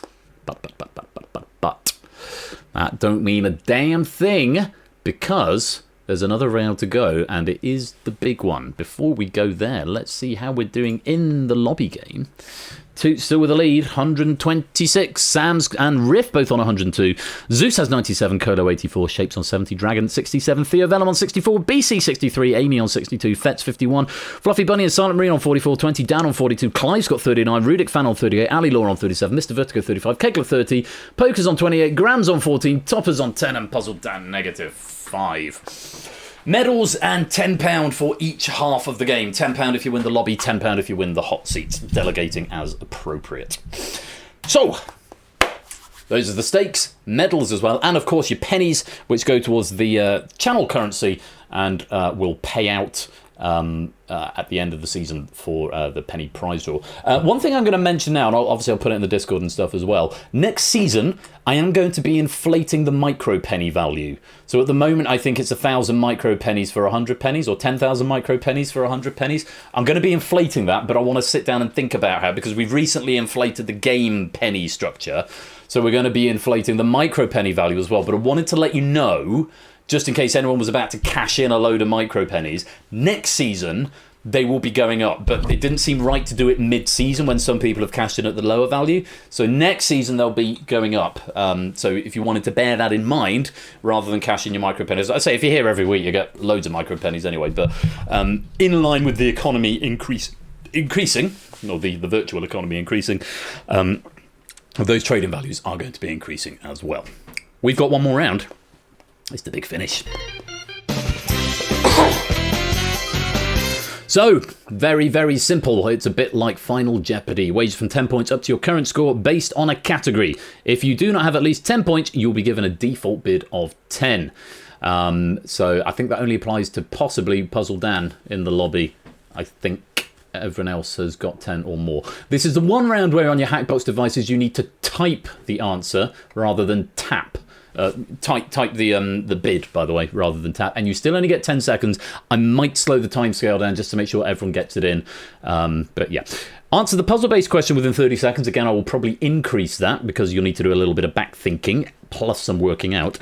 Answer correctly and you win your wager. Answer incorrectly and you lose your wager. So it's a big Final Jeopardy final. It's very, very simple.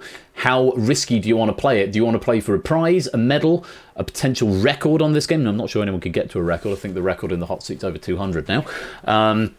And remember, you've got pennies to think about as well. And how do you think your opponents are going to bid? If I press the magic button, you should see a readout of what your neighbouring players are on, which will provide you with the opportunity to make an informed decision about your wager.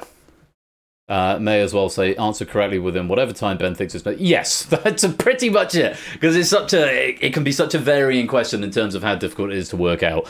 Yeah, I will probably, the easiest way to hack my way around it is just to slow down the timescale, which means the music comes out of sync, but we can live with that. So look at the players around you. How much is a sensible amount to wager? I'll give you a couple of seconds just to work this out. Because obviously Stimpson's Angle trails Tipster by... Be quiet, dog! By 34 points. That'll be Mrs. Flush Home, I suspect. So how does Stimpson want to play this? How does Tipster want to play this? And all the other players as well. Hopefully that's enough time.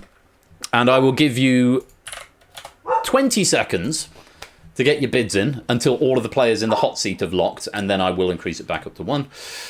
Or the actual shops just got here, possibly. Good luck! The final category is... And it's at 0.5 time scale, which is why it's running slowly. Santa Claus, what an absolute unit.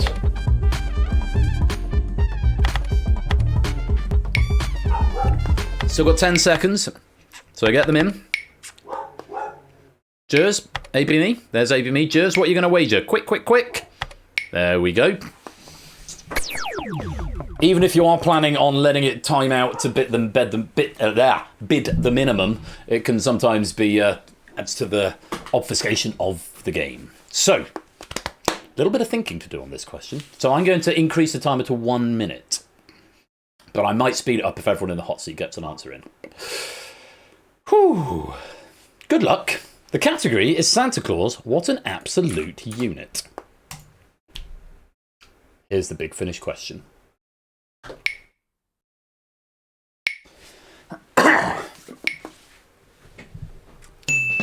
Throughout the quiz, we've heard from 7 members of a team. In which very small unit of length is the remaining one hidden?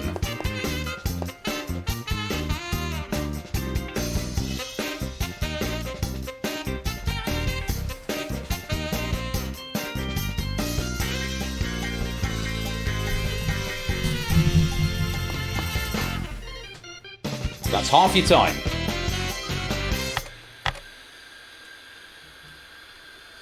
Answers starting to come in. And this is the one thing I don't debug. So I don't see what you're saying as your answers come in. We've heard from 7 members of a team, in which very small unit of length is the remaining one hidden. Tips and Pips think they're there. Tips, Rapodo, Lingo, A, B, me. You've got about 5 seconds.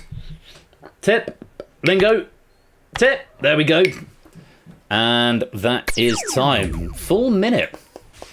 It's a very good thinky, puzzly question, and I didn't make reference to it other than to say it does have a sprinkling of festive trivia throughout it. But no... Ooh, big crash. Oh, but we're still cooing over the dog, so nothing's broken. At no point did I make reference to this throughout the quiz, but the 7 members that we've seen, if I remind you of the very first question, which Disney film portrays a lion as the uncle of a vixen, and question 2, as reflected by its meaning, which word is related to Cupid?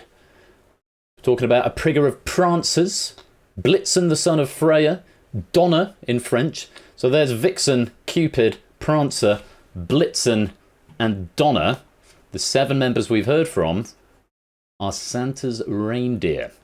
We had 2 categories in the previous round, Dasher and Dancer, the other 2. So the one we're missing is Comet.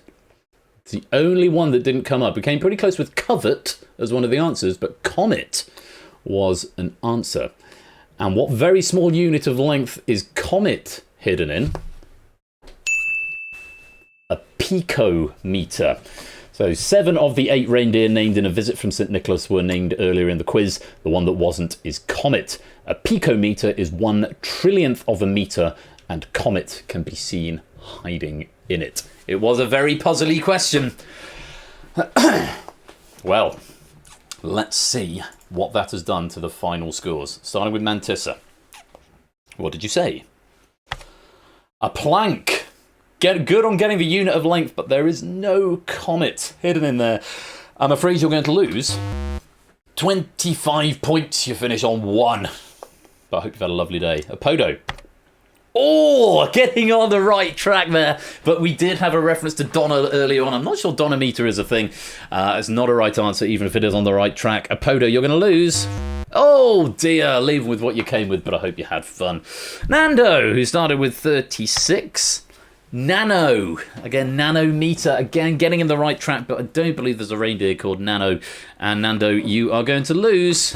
All 36. Dropping back to 0 and leaving with what you came with. Lingo. Iota. Good idea. Good thinking. We had a reference to Iota earlier on, but not the answer we're after here, I'm afraid. And you're going to lose 28 points. Currently with the lead on 13. Opsy. Millimeter. Again, on the right track, but unfortunately not what we're after. And you're going to lose all 43, and you drop back to 0. Thank you for playing. Lingo currently with the lead. We come to Flyboy, currently on 47. Millisecond. We were after a unit of length. A millisecond is a unit of time. Yes, it is a unit of time, so it was never going to be right. Unfortunately, Flyboy, you're going to lose all 47 and dropping back to 0. All those points disappearing. Stilgar started with 48. Millimeter again. Millie, not the one. You're going to lose 24, currently with the lead, losing 24, keeping at 24. Claire, started with 52. Micrometer, or possibly micrometer. No, I can't see a reindeer in there, but you're in the right sort of area, but unfortunately you're going to lose. 23 into the lead with 29 now. So sad I didn't spell check. AB me. Angstrom. I mean, you've got Donner and Blitzen, which is thunder and lightning, and the Strom is a sort of storm thing, but there's not really a unit of length in that. But I appreciate the diacritics, AB me. You started with 53, and you're going to lose all 53, dropping back down to 0. Bad luck. Juz. Micrometer again, started with 59. I'm afraid it's not the right answer. How many are you going to lose? Just a 10, down to 49. Current lead belongs to Juz. We come to Stimson's angle. What did you say? A micron. Again, not the one. How many points did you wager? 64. Leave with what you came with, and I'm afraid bad luck for you. Hope you had fun, though. Tipster. Nonometer. Okay, it's not one we've seen yet, but it's also not the right answer. We did need picometer. It's not the right answer. You have the lead. Did you play conservatively or did you go big? Let's take a look. How many did you wager? 32, leaving you with 66, which means our winner is Tipster. Hello, dear. I'm fine. Oh, look at all those zeros on the bottom. Whoa. Nomet is a comet with a cold. That works. Oh, dear. Oh dear, it was a very tough final question. Oh dear. It was indeed, but very well played to Tipster. People what they'd get for their wives? No, throughout the quiz we've heard from 7 members of a team in which very small unit of length is the remaining one hidden. We'd heard from 7 of the 8 reindeer. The one we didn't hear from was Comet, which is hidden within picometer, which is 1/1,000,000th of a meter. I mean, it's obvious, guys. I It's mean, I so just obvious. don't know what you were thinking. How was the show? Do you know, it was absolutely fantastic. It was Mrs. awesome. Flush has just been to see Muppets Christmas Carol with a live orchestra. And it was amazing. The music was absolutely fantastic. The orchestra was Many really flails good. also hi, Mrs. Flush. I don't know, it really made a fantastic atmosphere. Good. Puzzle Dan says hi, by the way, and thank you for the 100 bits, Puzzle Dan. Hello, everyone. Sorry, I've just come bursting in. It was you very conveniently ordered the shop when I was streaming, and there was only Dylan here. So it's like, "Ben, can you come and help?" It's like, "No, I can't. I'm streaming. I can't abandon the audience." I did warn him, to be fair, but it was Oh, it fine. was the only slot I could get that wasn't £50. Oh, no, that's so fine. I thought, oh, it would just have to do. All good. But yeah, absolutely fantastic. Did you get my message? I text you. I did, and yes, I'm way up for that. Cool. Really up for Well, that. we've got another game to go, and then we'll maybe come down and do that. That's fine, I'll come down. Let me put the credits on, and then I'll come down and see you. Yeah, no, that's fine. I started to come in and say hi to everyone and say it's nice to see you all, and I hope you're all having a nice Christmas. And Okay. I'll pop down and say hi in a minute. Message Yeah, from our sponsor, Kegler Coach. Hello, Mrs. Flush. Hope it was a it jolly was a good jolly show. good show, and it was great. And yeah, it was the Muppet Christmas Carol, but it had a live orchestra playing. So when they were singing and everything, the orchestra was playing, and they did all the background music, and it was just unbelievable. And the atmosphere was fantastic, Good. and we had a good laugh. Excellent. Cool. Well, we're going to find out what happened in the lobby. I'll come down and chat with you in just a few minutes. It's Christmas present. I assume I haven't opened it, but it's the only thing I've ordered recently, so Rattle. Hello. a little Oh bit. yeah, that Right. Very well done to Tipster. Very many thanks to Inca as well for providing us with that question pack. Claire taking the bronze medal, Jur's taking the silver, but it's Tipster who takes the gold with 66 and also wins the Quizmas prize of £10. Assume you've not won one yet already, Tip. I haven't got my Quizmas spreadsheet open. Let me just see if I can find it real quick from my Quizmas group. Will it let me read it? It will. Where are we? Go with that. There we go. No, you haven't. So happy days for you. Well played. £10 coming your way. I'll be in touch in the next day or two to arrange that. But PayPal or Amazon vouchers or Steam vouchers or Discord Nitro or something like that. But we'll figure it out. But yes, very well done to you, Tipster. Your Quizmas prize will be on its way to you very shortly. And again, thank you to Inca for that. We've just got one small matter to do, which is to check out the lobby game. Who is our winner there? Let's find out. It's Toots with 136. So BC giving him a run for his money there. I think coming from behind, finishing on 121. But yeah, pennies are going to be paid out out at a rate of, I think is it 10 times your score there? But Toot is our winner in the lobby and wins £10 PayPal or equivalent as well. And Toot, same applies to you. I will be in touch in the fullness of time to arrange that being paid out. Let's have a look. Where are my... That's my penny manager. Multiply factor 1? Well, the penny's 100. That doesn't seem right. Multiply factor of 1 feels deeply wrong for this game. Unless I've hard-coded it. It's possible I've hard-coded it. Let me just have a quick look at this. Look at some code. Have a look at some terrible, terrible code.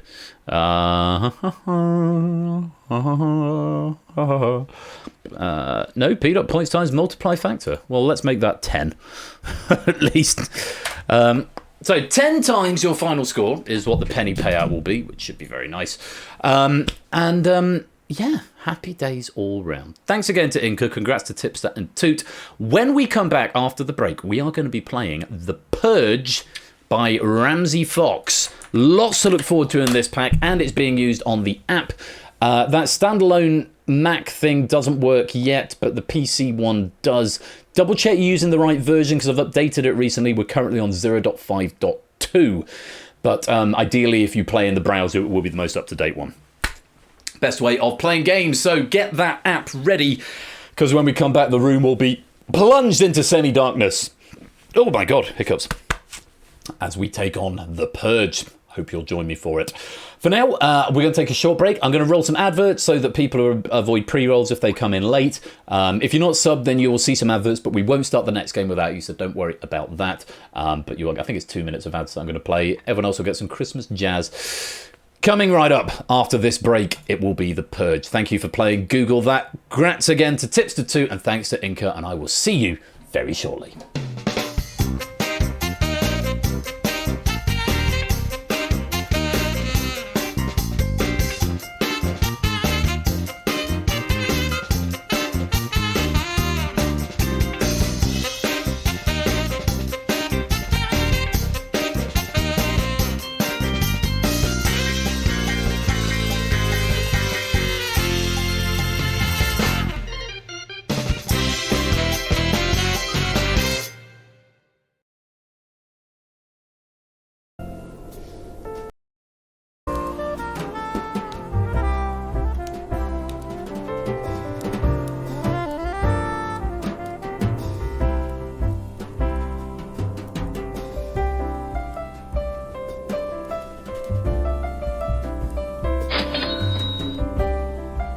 And coming up very shortly, we are going to descend into the Buzz Off Studio Theatre. Yeah, because it's always the Buzz Off Studio Theatre, but different games go in there. And it's going to be The Purge, as written by Ramsey Fox. Google 299 if you would like some bonus pennies in the chat just now. Pennies from the previous game should have been added on. And Pyro Pygmy, welcome to the stream. Lovely to have you here. Let me refresh the app just in case it hasn't. Hopefully it won't clear the list. All will be well. Adverts coming in, but we'll be back in 2 or 3 minutes. So go stretch your legs, grab yourselves another drink, and we'll be back for The Purge in just a minute. Don't touch that dial. We'll be right back.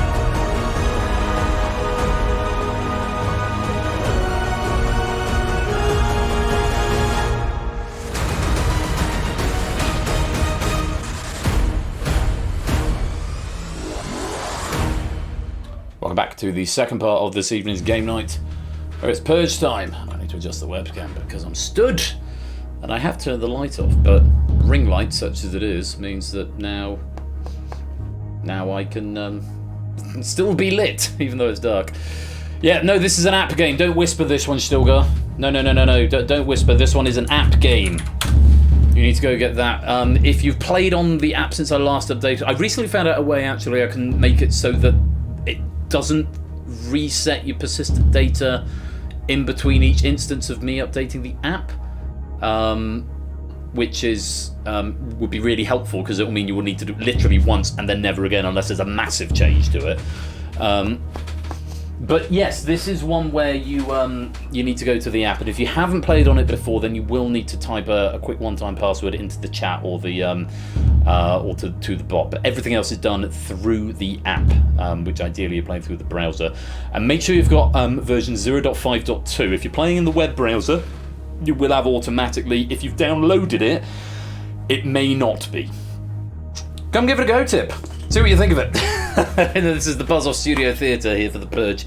It was called the Buzz Off Studio Theatre because Buzz Off was the first. Actually, it might have been the second time I used this asset, but it was the first time I obviously used this asset. And so it became the Buzz Off Studio Theatre, but it has been repurposed for the Purge. So do come and join the lobby. You can join it because it's an elimination game. If you don't join at the start, I don't think you get a chair. I think that's how it works. but you can still play along. Even if you get eliminated, you can continue to play along for pennies. There is only one winner in this game. There is not a gold, silver, and bronze. There is just a single medal if you can survive the purge. So they are indeed quite coveted, as you can imagine, and only been won by a handful of people.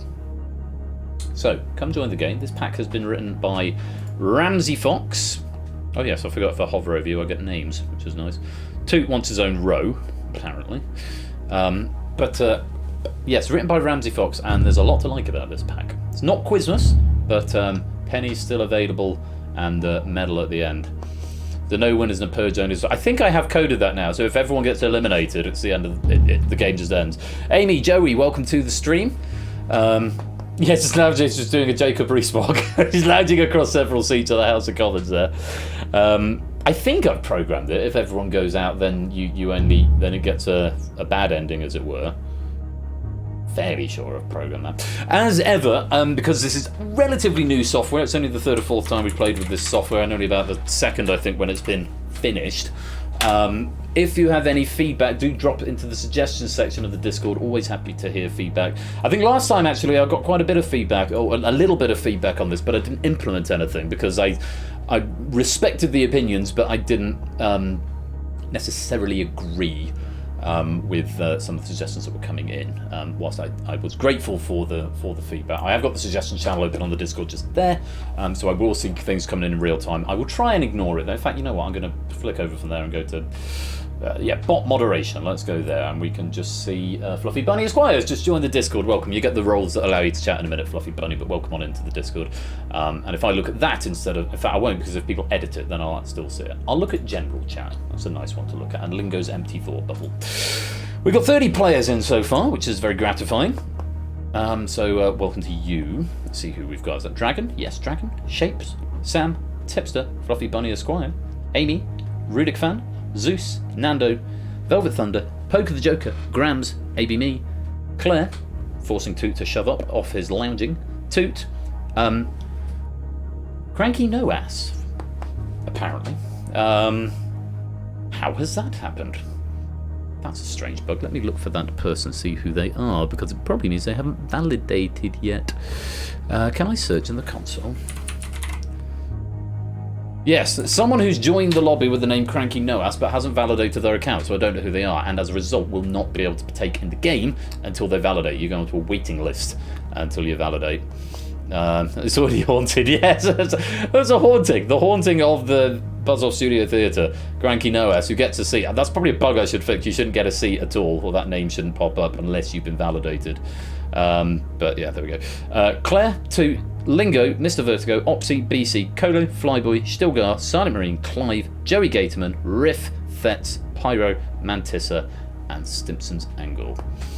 And it's named to Cranky Noas. I have no idea who it is because they've just joined the game on the app, but they've not validated. So if they validate, then they'll be able to come and play, and we'll find out who they are. Until then, they're an anonymous person. But the offshoot of it is they won't be able to play the game. Kegler, welcome on in. It's been haunted since Buzz Off, possibly. Well, it is the Purge. It's a classic Purge pack in terms of shape, size, and difficulty level. Let's see how you get on. Only one of you can survive the Purge tonight. I wonder who it's going to be. And it's telling me... Not that one. That one. I've got a Purge profile, but I don't think I need it. I think it's the old Purge I just haven't removed from the Stream Deck yet, because there's far too many buttons. I think I control this all from one button now. That would make sense because I've only got a progress gameplay button on the operator component. Right, 31 players in the game, 45 watching along at home. It's a pack from Ramsey Fox. Let's play. Oops. So, there is the anytime entry room code if you do want to come and join at some point later on in the game, up in the top of the broadcast graphics there. Here's how to play. Answer the multiple choice questions. If the group collectively fails to say under the breakpoint, a purge is triggered, in which all incorrect and abstaining players must partake. If a player answers the purge question correctly, they rejoin the game. If not, they are eliminated. Play continues until 20 questions have been answered, 5 purges have taken place, or 5 or fewer players remain, whichever occurs first. The surviving players move on to the final purge. Okay? Simple as that. We start off with a tiebreaker question, which will be numerical. It will give you an input box that you can only type numbers into.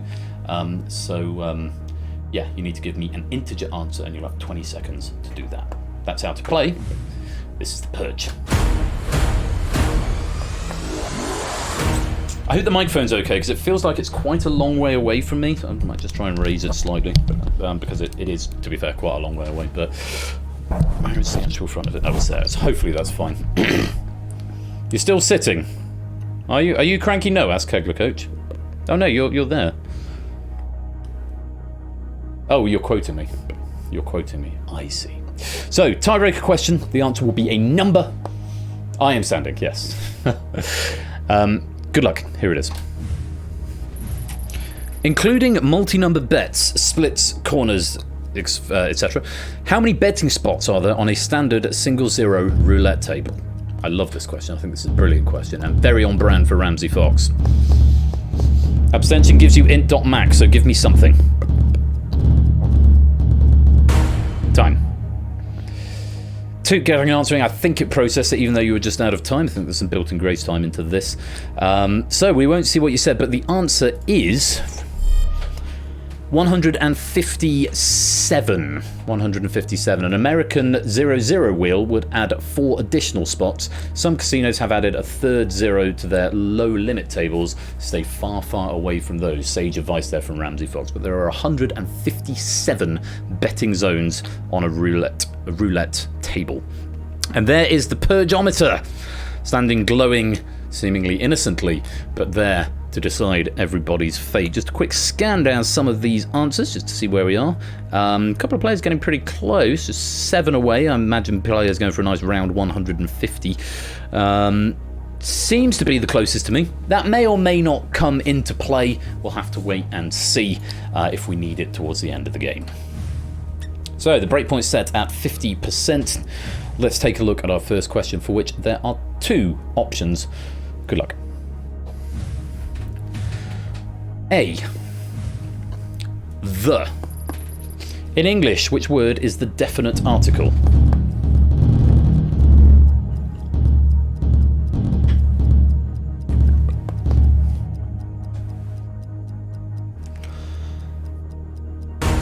Silent Marine just out of time there, I think. Correct answer. It's the. In English, there are far fewer articles than any other part of speech with... Oh, no, I can't see the end of that piece of trivia there. With only a, an, and the. The is a definite article, so it's talking about the phone, the vape pen. Whereas a is indefinite because it could be talking about any a vape pen, a phone, an apple. So definite is where we're talking about definitely that one. So the phone, the Purge meter. Let's find out how many were wrong or abstained. Start the meter.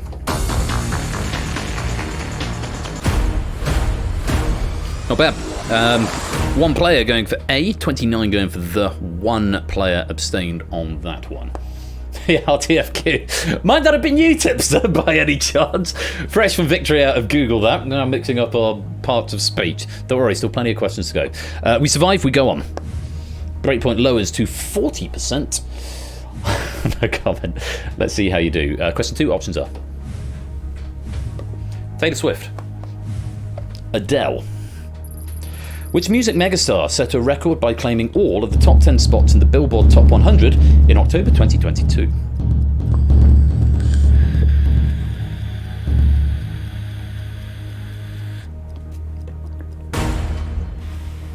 Time.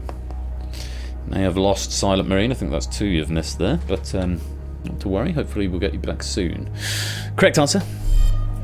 Taylor Swift. She now has 40 top 10 songs, passing Madonna for the most all-time for the US chart. 40% is a breakpoint. How many were wrong? Start the meter.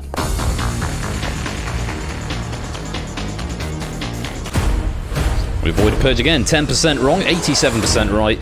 And again, just the one player abstaining. I think it may have been Silent Marine again, who we may have lost from the game. But we survive. If you got that one wrong, the Hive Mind has saved you. Let's go on. Question 3, we lower the breakpoint to 30%. Options are Egyptian, Babylonian, Hammurabi ruled as king of which ancient empire circa 1800 to 1750 BC? Forgive me, I needed a minute to just figure out the pronunciation of that first word. Time. Correct answer. Babylonian. His famous code included limits for punishment as well as possibly the first instance of accused being presumed innocent, which is something we still maintain to this day, certainly in this country. The answer was Babylonian. How many were wrong? Start the meter.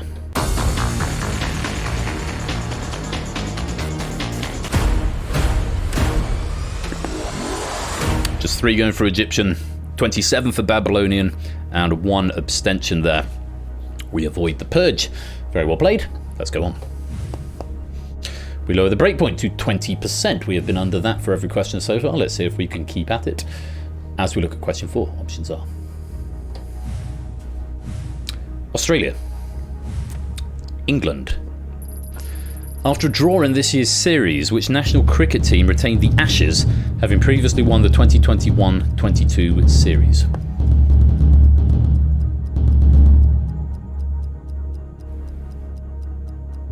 Time. Poker, are you getting answers in? I'm just going to glance down. Yeah, you're getting answers in like 5 seconds. The timer is designed so that once you've answered... Silent Marine, you're validated. So that might have just been a refresh required there. Once you've answered, the timer stops. But it is designed so that if you let the timer expire, it will expire on the app first, before on the screen. The logic being, it's always better to think you've got less time than you've actually got. So again, a sort of baked in grace time. But once you've answered, the timer stops at your end. It's not, that's not a bug, that's by design if that's what you're reporting there. Correct answer is Australia. They've held the Ashes since January 2018. Let's see how many of you knew that one. Start the meter.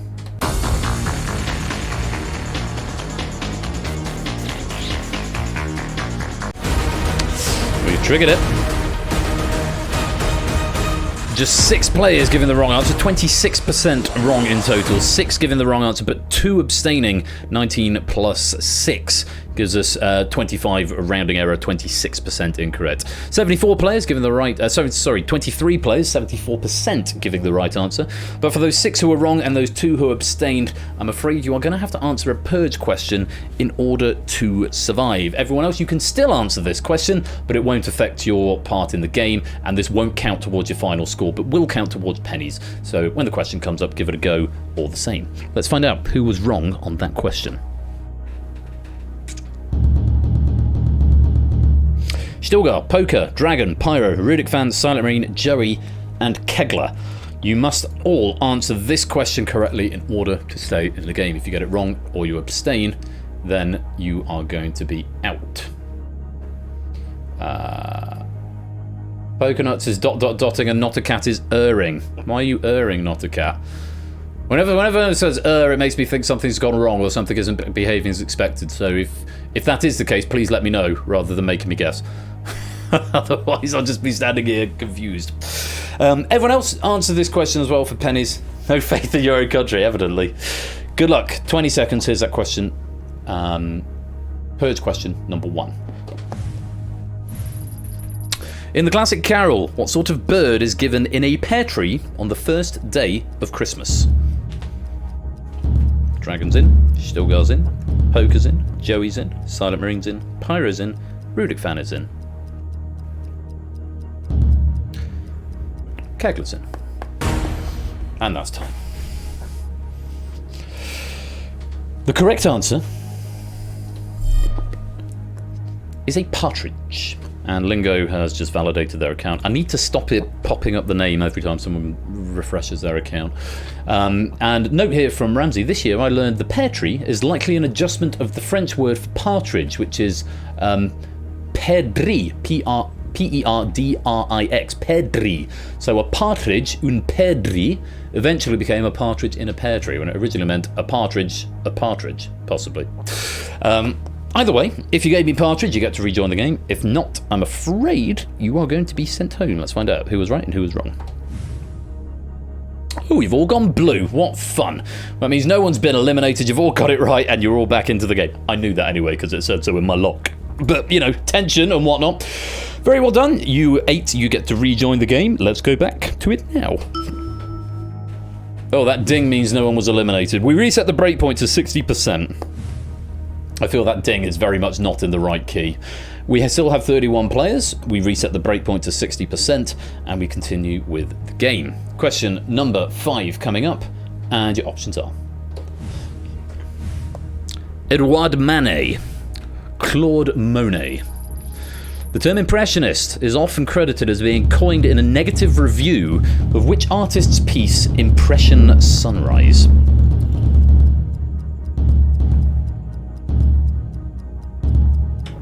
Time. Correct answer. It's Claude Monet. Louis... Oh, I've lost the end of the trivia again. If I just make that column a bit smaller. There we go. And possibly that one as well. There we go. Louis Leroy's sarcastic article was called The Exhibition of the Impressionists as a slight, rather than the name it is now known by, which is that particular movement, that particular art movement. It's all about the Monet. Very nice. How many people got Claude Monet? Start the meter.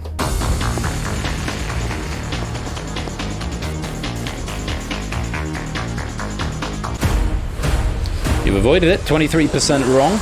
Nobody abstained on that one, so everyone's account clearly working, which is great. 7 players wrong, 24 right, and we've avoided a purge. Well done, on we go. Breakpoint lowered to 50%. I'm also going to increase the answer options from this question, so there's going to be 3 options per question. That is no longer necessarily how it plays out, but because I haven't updated the template yet, I've only got a converter from the old template to the new format. All of the questions are still in the conventional format, but it doesn't necessarily rise every 5 questions anymore. Let's take a look. Options are sodium, potassium, magnesium. Natrium is the Latin name for which metal?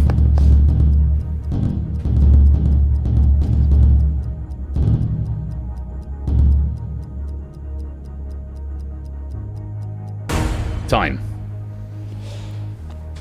Is it question 6? Did I say question 5? Oh, you're just shocked that it's gone that quick. Yeah, we are at question 6. Correct answer. Sodium. Hence why we have Na as the chemical symbol. Life is a beast. Indeed it is. CJO04, welcome to the stream. Hope you're keeping well. Yeah, nah. That's big and little a really though, isn't it? How many people were wrong? Start the meter. Just the one abstention on that one. 97% getting sodium, the other 2 left completely alone. Oh, hello. Message from our sponsor, Lingo. Want to hear a joke about sodium? Nah. Never gets old. Thank you for the pound there, Lingo Maniac. Most grateful to you. We survive, and we go on to another question. Breakpoint lowered to 40%. 3 options, and they are Episode 7, The Force Awakens. Episode 1, The Phantom Menace. Episode 4, A New Hope. Which Star Wars film has the highest worldwide box office gross at over $2 billion?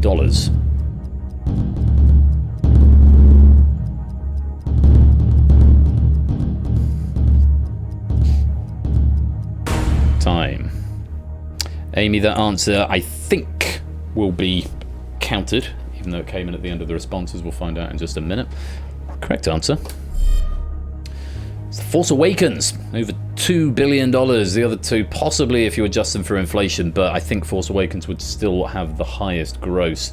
Phantom Menace made just over $1 billion, which is quite impressive for a 1999 film with Jar Jar Binks. Very true. How many people were wrong on that question? Let's find out. Start the meter.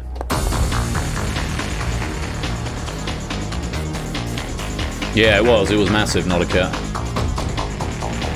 Ooh. We avoided Purge. Meter getting pretty jolly close. 6 going for Phantom Menace, 2 for A New Hope, 1 abstention, but 22, 71% getting the right answer, and the majority have saved you if you got that one wrong. Well played. Let's go on. Below the breakpoint, 30%. Let's see what the question brings. Options are 40th, 35th, 30th. The unbelievably long-running animated sitcom The Simpsons is currently in which season? Probably should have caught that. I'm quite sure it's a sitcom. Cartoon, I suppose. But... Time.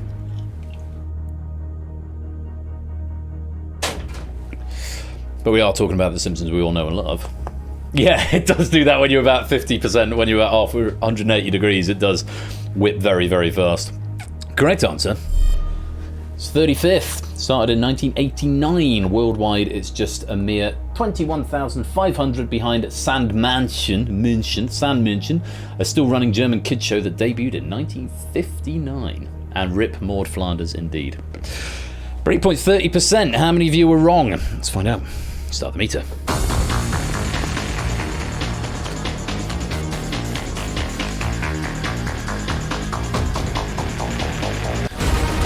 And we've triggered it. No one thinking 30th, but 32% of you going for 40th and 2 players abstaining. That's 12 players who are going to face this purge. Well done to the 61% of you who got this one right. You can relax, but do answer the question for extra pennies. But if you got that one wrong, I'm afraid you're going to face a full question. Let's find out who was wrong.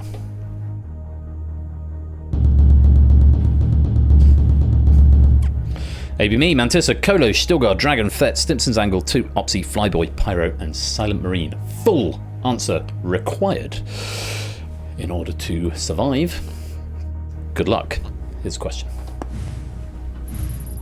Force equals mass times acceleration is a summary of which scientist's second law of motion?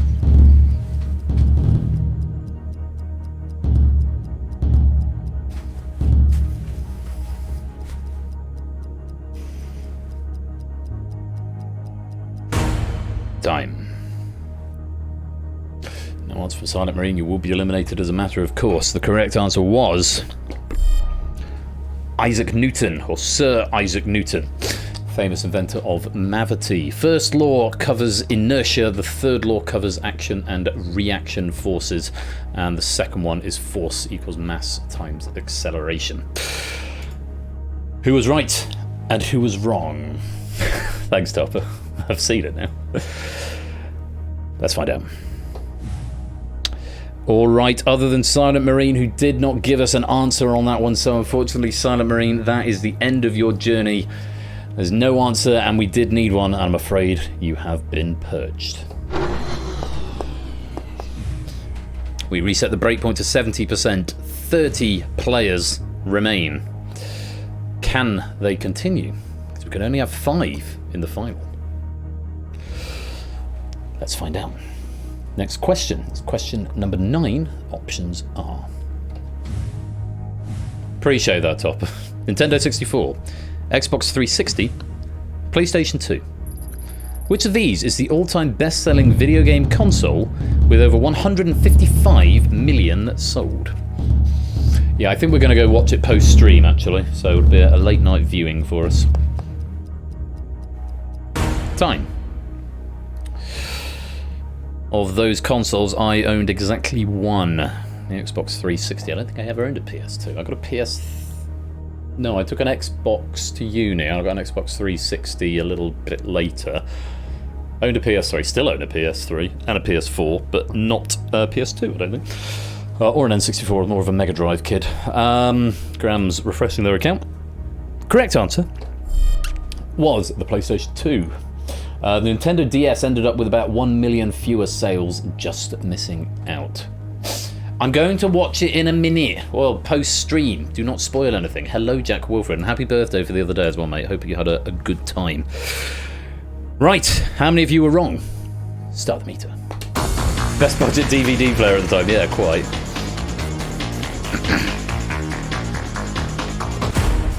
You've avoided a purge. I just realised as my camera pans, the Raycaster is still on the mouse, so your names are still popping up as the camera rotates and my mouse is in the same place. That's quite funny. 77% were right, 3% going for Xbox, 17% for the N64, and 1 abstention on that one. The Daleks killed Dale Winter. There's a raid message.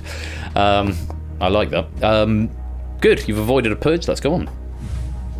We lower it to 60%, and we go to question number 10. 3 options, and they are Brahms, Beethoven, Bach. The 1940 Disney film Fantasia begins with a performance of Toccata and Fugue in D minor, an organ piece generally attributed to which composer?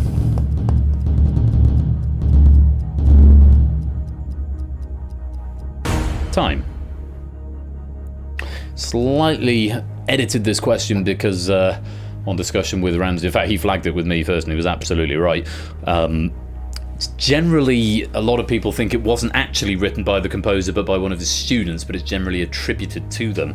Correct answer, Johann Sebastian Bach. Diddly, diddly, diddly, ba ba ba ba ba ba ba. It's that one. Ba ba ba ba ba ba ba ba ba ba ba. That's the fugue. The answer is Bach. How many of you were wrong? Start the meter. Great point, 60%.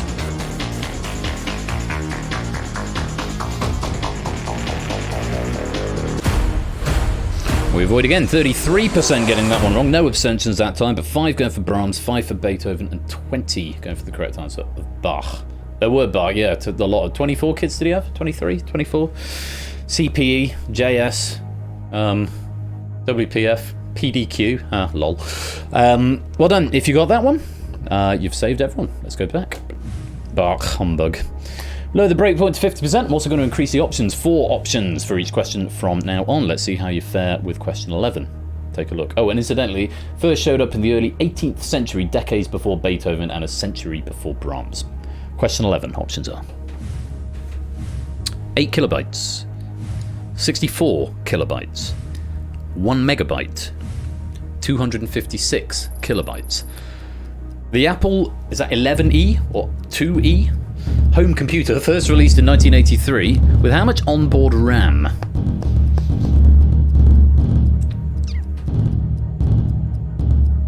Time. Tricky question here. Is it the 2E? It is 2E, thank you, Stilgar. 2E, yes, like the holiday people. I think we went with them when we went to Cyprus. The Apple IIe home computer first released in 1983 with how much onboard RAM? So it's a sort of orders of magnitude question. What was standard for a sort of home computer at the time? The answer was 64 kilobytes. It was initially expandable to 128 kilobytes. Future iterations would eventually be able to break the 1 megabyte barrier, and this was only 40 years ago, although saying that does make me feel old, although 1983 is still 5 years before I was born. But yeah, I old. It's the Welsh LI, Welsh Lee. I don't know what that is. But the breakpoint is 50%. Let's find out how many of you were wrong. Start the meter.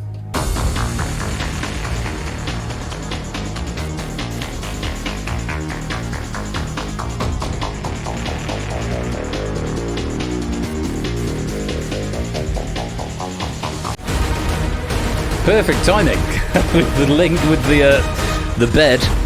Yeah, 63% of you getting that one wrong. Just 11 going for the right answer. 11 going for 8 kilobytes. 4 for a megabyte. 4 for 256 kilobytes. No abstentions on that one. So if you got that one wrong, I'm afraid you are going into Purge number 3. Hopefully it brings you good fortune. Let's find out who was wrong.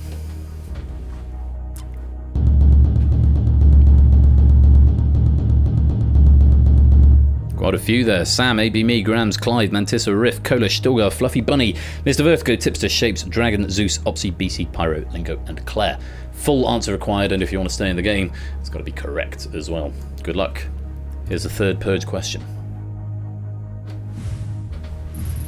Who fatally shot Alexander Hamilton in a duel while serving as the third Vice President of the United States? And remember, if you're not in this Purge, you can still answer this question for extra bonus pennies.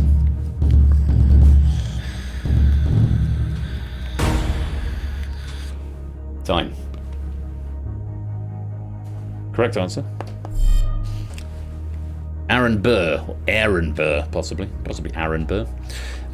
Made much more famous recently thanks to the musical Hamilton, and much less famous much longer ago in a commercial by the Milk Council, apparently. Aaron Burr, or Burr on its own is what we wanted. Let's find out who was right and who's going home. And we've got some red this time, and a message from our sponsor, Jack Wilfred. Don't forget to click below to subscribe to the official Doctor Who YouTube channel. Oh, top use of 100 bits there, Jack. I love it. Thanks very much. And I'm assuming that may well have already been updated. Possibly. I don't know. So I haven't seen it, but I know that David Tennant was only around for 3. Anyway, AB Migo for Adams, no, Aaron Burr, Grams for Shrug, Mantissa, Good Night, Goodbye, Cola for Jefferson, Fluffy Bunny for Monroe, Shapes and Opsy for John Adams, and Pyros is going for GG. I'm afraid those are all wrong answers. Thank you very much for playing. But it is a wrong answer at the wrong time, and you have been purged. Reset the breakpoint to 80%. 22 players live, 9 players purged. You can still play along if you have been purged, because you get pennies for it. And a message from our sponsor, Dragon. Subscribe to the Love Island All Stars YouTube channel instead. Apologies. Message from our sponsor, Toot. It said Dragon immediately above, and I got confused because the resubscription message is in a different colour, so I just tracked to the name. But Toot, thank you very much for the 23-month subscription there. And yes, do subscribe to the Love Island All Stars YouTube channel instead. We're going on. Question number 12 has got 4 options, and they are: Coco Chanel, Gianni Versace, Ralph Lauren, Gucci. Which of these fashion designers, accurate as of this morning, or yesterday, is still alive?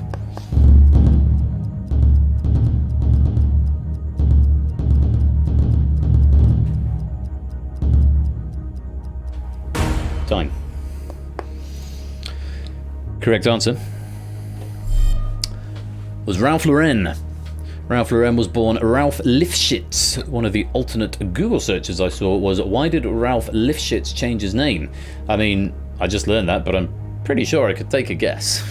Message from Ramsey there. Ralph Lauren was the right answer. Let's find out how many were wrong. Start the meter.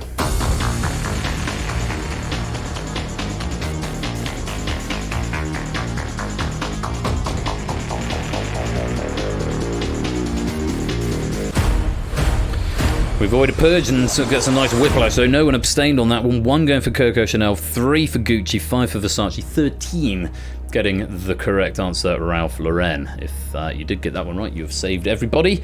Breakpoint being quite high, so you've got a lot of breathing room. Let's move on. We lower the breakpoint to 70%, and still 4 options for question 13, and they are: parallelogram, trapezium, kite, rhombus. By definition, which of these quadrilaterals must have 4 sides of equal length?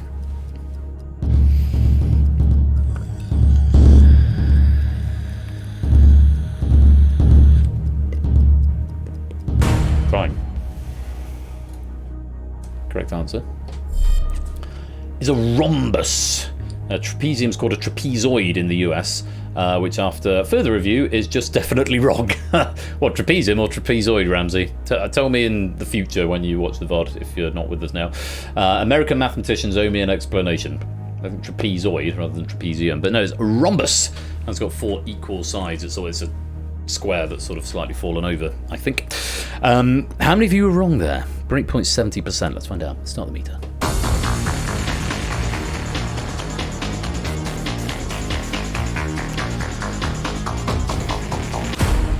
Good geometry knowledge. 16 of you getting the right answer. No one going for kite. 1 for trapezium, 5 for parallelogram. I think a trapezium is...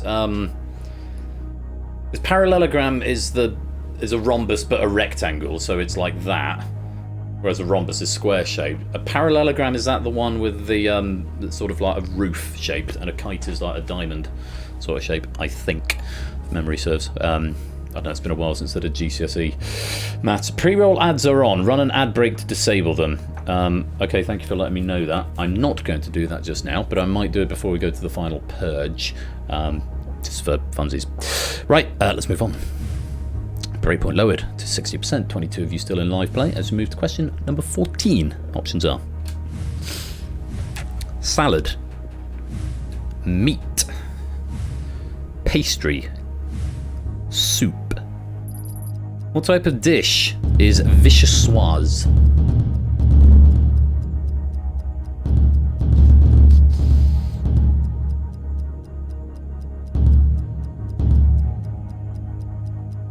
Time.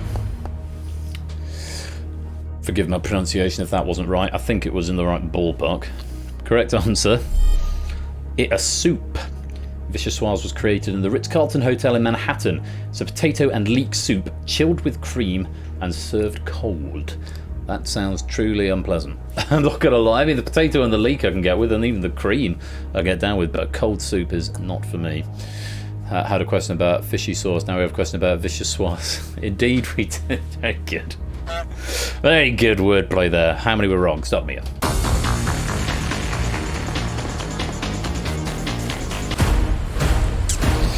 Just the 1 abstention there and 2 going for pastry, but 86% getting the correct answer of soup, and we survive another question. Well played. There we go. Moving on to question number 15 and lowering the breakpoint to 50%. Let's see what this brings. Options are 2009, 2000, 2003, 2006. In what year did the IAU downgrade Pluto to a dwarf planet?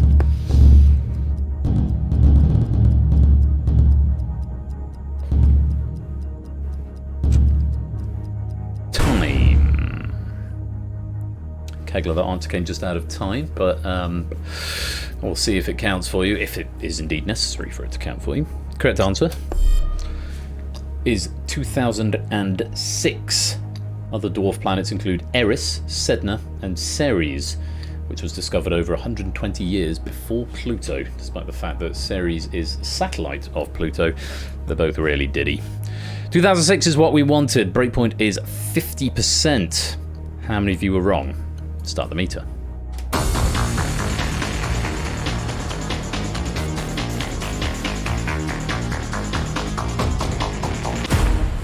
Purge avoided, just 27% going wrong, no abstentions there. Just 6 players going for 2009, a little earlier than that, 73% getting the right answer. Of 2006, 16 players, very well played. We go on. Breakpoint back down to 40%, getting jolly low. And of course we are going to increase the options to 5 for this question. Let's see how you get on. Options are Miss Marple, Parker Pine, Harley Quinn, Tommy and Tuppence, Hercule Poirot. Agatha Christie's first published novel, The Mysterious Affair at Styles, starred which detective or detectives?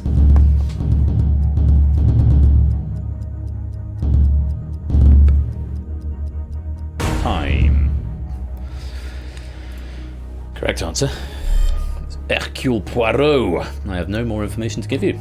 First one without any trivia. It just did. Breakpoint is 40%. How many were wrong? Start the meter.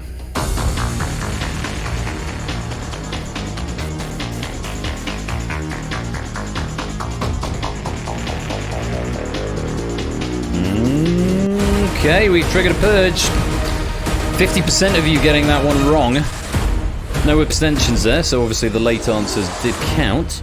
But Miss Marple, 32% thinking Miss Marple, 9% Parker Pine, Harley Quinn being given a wide berth there, 2 players going for Tommy and Tuppence, which means half of you were right and half of you were wrong. If you gave me Hercule Poirot, then you get to sit out of this purge, although of course you may still answer just for fun. and for extra pennies, of course. If you didn't give me a right answer there, then you must answer this Purge question to survive. Let's find out who was wrong.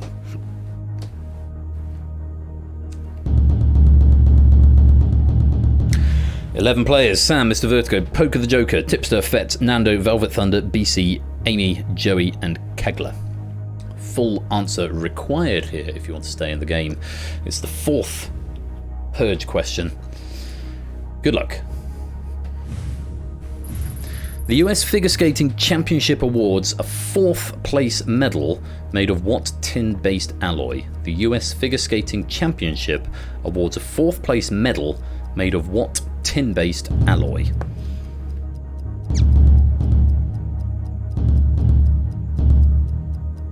Time.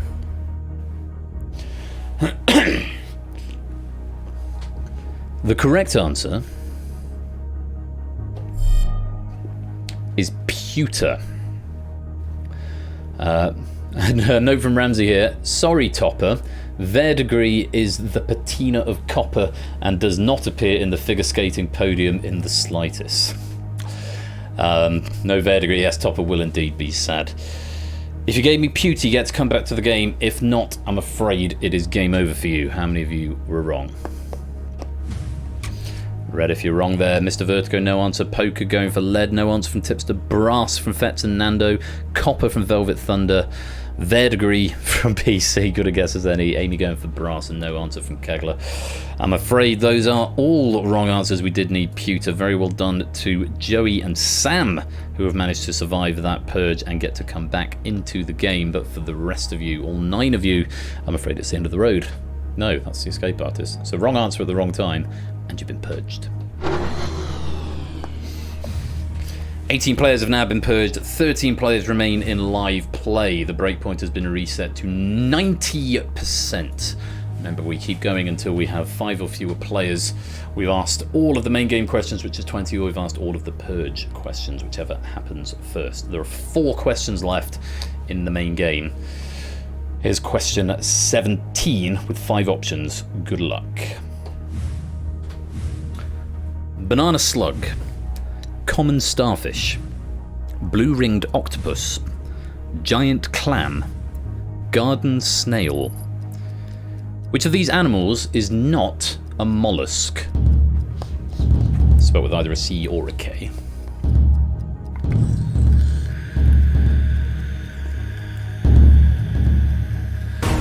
Time. Which is not a mollusk. Correct answer is common starfish. Starfish are echinoderms. This looks a bit like echidna, but sort of spelled in a similar way. Echinoderms, which is Greek for hedgehog skin. So I suppose that's the same derivations where we get echidna then, I guess. Common starfish is what we wanted. How many of you were wrong? Start the meter. It's a chonking great breakpoint of 90%. Stranger things have happened though in this game.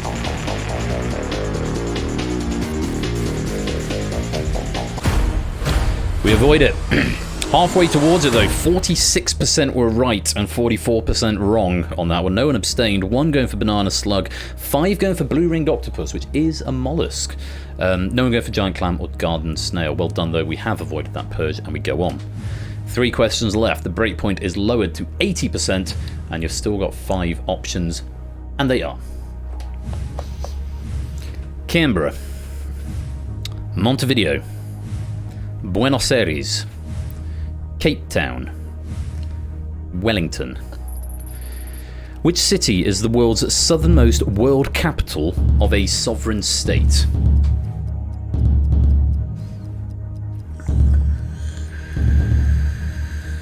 No, you thought octopus was just a cephalopod. Cephalopod, it's soft C, isn't it, that word? Cephalopod. Time, by the way. No, apparently not. Apparently it's a mollusk. Who knew? Correct answer is Wellington, New Zealand. The capitals of South Georgia and the Falklands are further south, but do not meet the classic pointless definition of a country. So Wellington is what we wanted there. How many of you were wrong? Let's find out. Start the meter. Breakpoint 80%.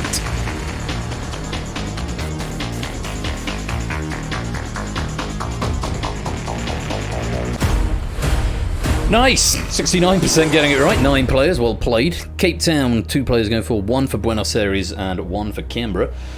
We avoid a purge. Well done. With 2 questions to go, we lower the breakpoint to 70%. Forward warning, I'd appreciate feedback on this one. You might need to rely on the screen, but I have put the English translation. But you know, in the last game I mentioned the Greek alphabet. Might be about to come up again. I've checked the broadcast graphics and the font file does work, but I haven't checked the app. So you might get some missing characters, but you've also got the English spelling of them as well. Hopefully that makes sense. Question 19, options are Tau, Chi, Upsilon, Psi, Phi. What is the penultimate letter of the Greek alphabet?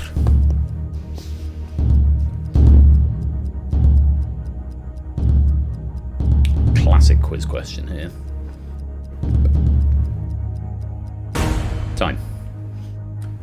They show up fine. Great. If they show up fine on yours, Lingo, they'll show up fine on everyone's because it's the same font family. Obviously, it's the same app. Right, I'll know that for next time, but I can get rid of them because it would have been nice to just have the characters, but hopefully that gives you a little bit of an extra in there. Message from our sponsor, JB Henry. When in Greek. When in Greek, indeed, or when in Greece. Thank you for the 100 bits and welcome to the stream, my dude. Hope you're keeping well. The correct answer, for what it's worth, is Psi. Psi, and Joey's giving us Tau, Upsilon, Phi, Chi, Psi, Omega. It's the end of the Greek alphabet. That breakpoint is currently at 70%. Let's find out how many of you were wrong. Start the meter.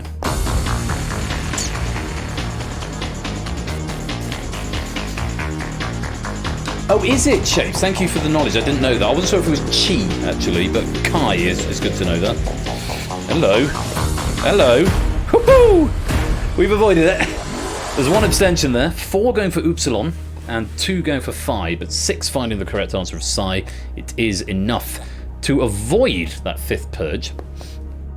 So very well done. We go on to question 20. The breakpoint is lowered to 60%. And your options are MoveWorks, DeepMind, OpenAI, Data Robot, Clarify. Which tech company, the maker of ChatGPT, made headlines last month as nearly all of its 800 employees threatened to quit if ousted CEO Sam Altman was not reinstated? Time. Correct answer is OpenAI. And speaking on behalf of Ramsey now, I, for one, welcome our new robot overlords. Yes, it does seem to be rather going in that direction, doesn't it? So, it's the last point we could go for a purge question. The breakpoint is 60%. How many of you were wrong? Start the meter.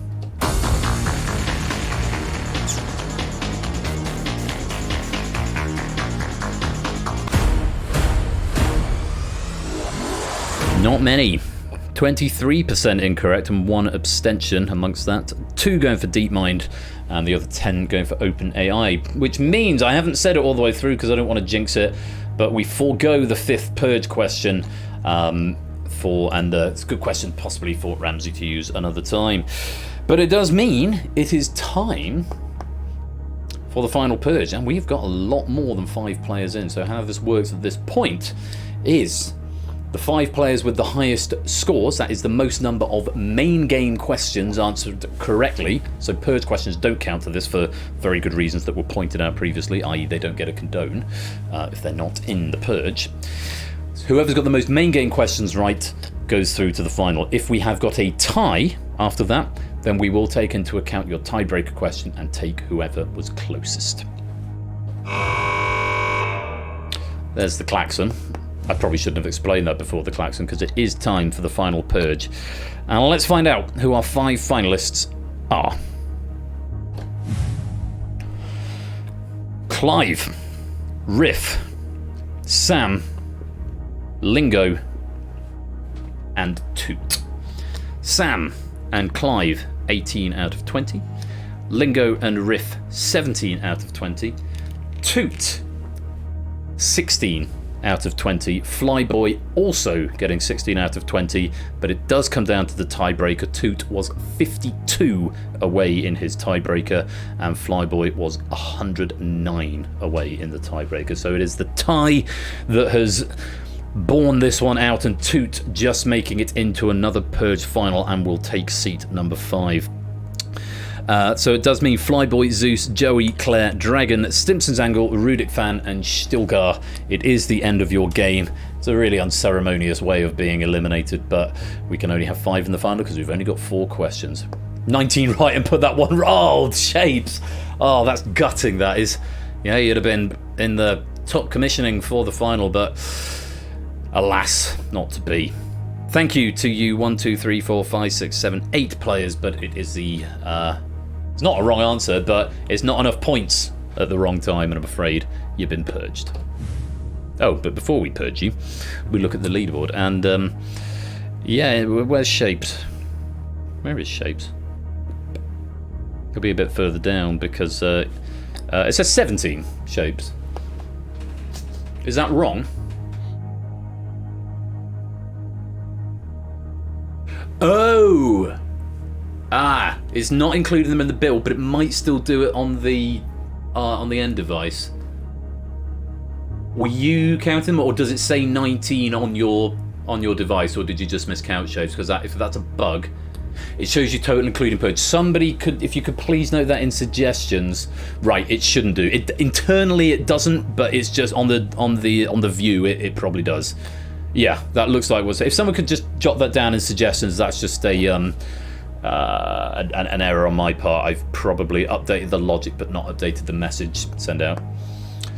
Yeah, so it's probably including your Purge questions. Oh, because when I first built it, we did include Purge questions in the question count, and it was pointed out to me that that was not right. So if someone could note that down, it's just a visual bug on your end. Internally, the logic is all good, as you can see from up here.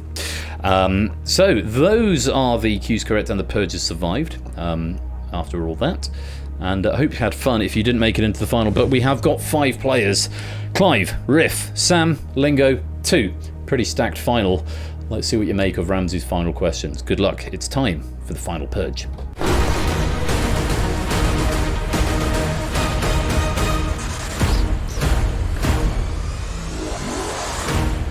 Okay, a quick re-explanation of the rules, just in case you've not been here before, or in case you are playing at home for the first time and aren't familiar with them. In the final Purge, we go in sequence in reading order, start with Sam, then Clive, Lingo, Riff, and then Toot. And they are shown half a question. Based on that half a question, they need to decide whether they're going to play or if they're going to pass. If they're going to pass, they need to tell me who they are passing it to. If they play and they get it right, then they can choose another player to eliminate. If they pass and the person they pass to gets it wrong, then that person is eliminated. If they play and get it wrong, or if they pass and the person they pass to gets it right, then they themselves are eliminated. Okay, so those are the rules. There are 4 questions remaining in this game, and it should be fairly straightforward. But will it be? We will find out. They need to make a decision on playing the question based on just half a question. And of course, everyone, please do answer every question, whether you're eliminated or if you're in the final and it's not your question. Keep answering, because they're still worth pennies at the end of the day.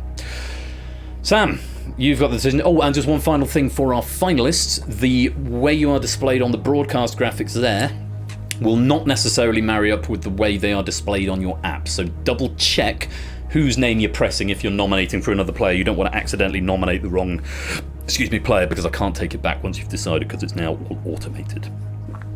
Fucking hell. A bit of hiccups. Good luck. Sam, first decision to make. You were leading the main game. Would you like to go first or last? Unsurprisingly, Sam is going to take the first question, and we're going to play in descending order of points. Sam, you're up first, and good luck. Here's half question. Oh, yeah, based on half question, decide whether you'd like to play or pass. Which former UK Prime Minister? Play or pass? Oh, that's made. Passing it to... There's 2 Brits and 3 North Americans in the final. I can't... Lingo, are you American or Canadian? I can't remember, but I know Riff is Canadian, Clive's American. Riff is Canadian, Clive's American, and Lingo is American. So, yeah. 3 from North America and 2 from Great Britain, and Sam immediately passing this one over to one of our North American friends. But Oh, you're also British, yes. I thought you had Canadian citizenship now, but you moved over, didn't you, Riff? I forget, but apologies. You're the one who brings all these families together. You cross both boundaries. Bleached him out. Right, Lingo, you get that question in full. You've got 20 seconds to answer. Oh, you live in Canada. Then I profusely apologise, Riff. You are both. But this one is for Lingo. Good luck. Here's that question in full. Which former UK Prime Minister previously held the record for shortest tenure prior to Liz Truss, having died 119 days into his term in 1827? Question mark. 2, 1, 0. And that is time up, Lingo. So it is going to be elimination as a matter of course, because I did not get an answer from you. The correct answer was George Canning. Truss broke his record by 70 days, and it's unlikely to be broken again anytime. Well, mind you, the state of the government. No, don't talk about politics, Ben. Oh, that is interesting. It didn't update, but you didn't have any idea anyway. Okay, well, thank you for your honesty with that. So it makes relatively little material difference. Yes, George Canning is dead.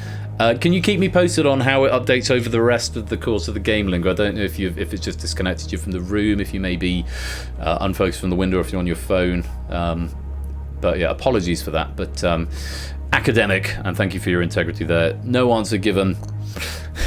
Thanks, Sam. And I'm afraid you've been purged.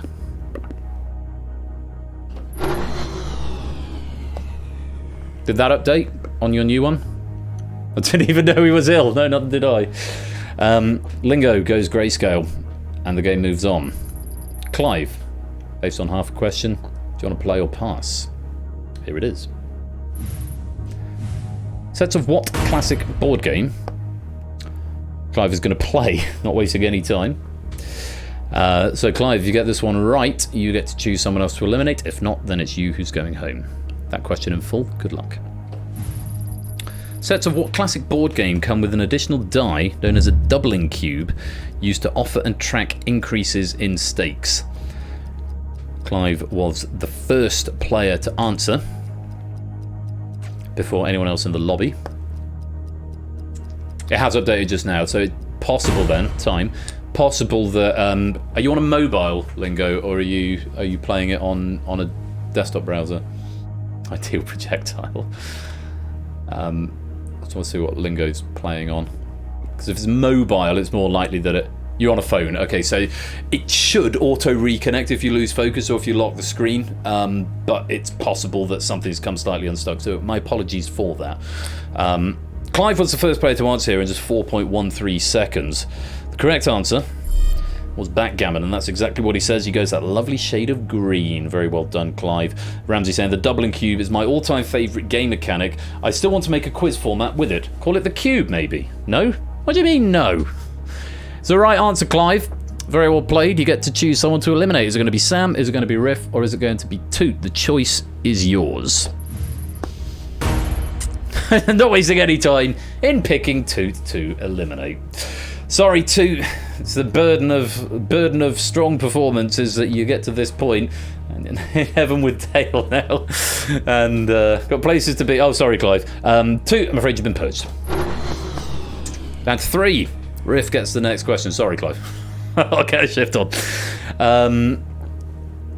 Next question is for Riff. Half a question. Do you want to play or pass? Which Broadway musical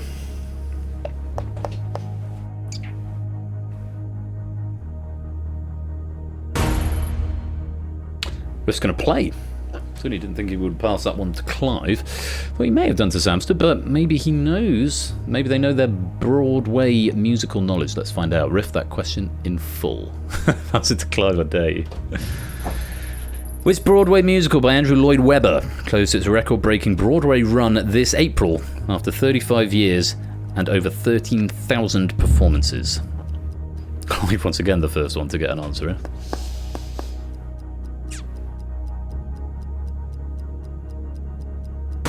Time. Correct answer. It's Phantom of the Opera, which is exactly what Riff said. Second longest running Broadway play is the 1996 revival of Chicago, about 3,000 performances behind. So right answer, Riff. Very well played. You've got control. And who's going home? Is it going to be Sam or is it going to be Clive? Choice is yours. It is going to be Sam. Too much of a threat to you there, which means Clive is going to have the final decision over what happens at the end here, and it's going to be Clive or Riff who takes the purge. North America represented, quite right. Sam, thank you very much for playing. You have been purged. And then there were fewer. And then there were 2. Sorry, Clive, you've got to answer another one.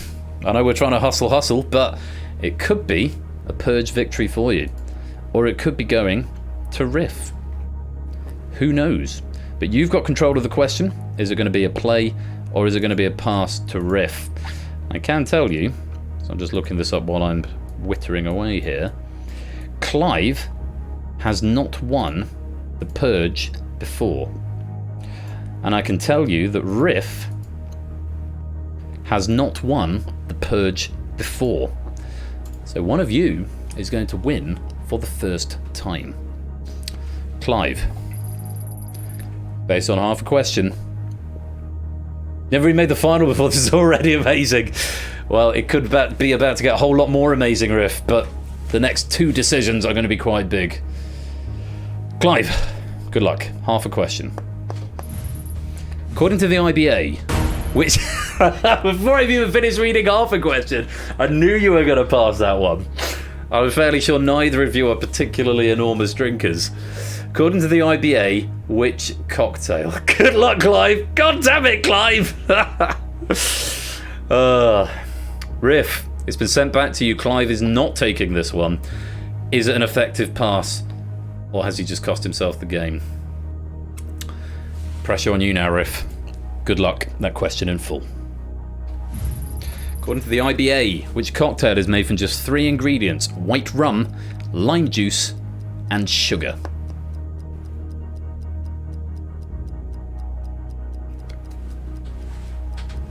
Pleased to see Zeus has got this one right.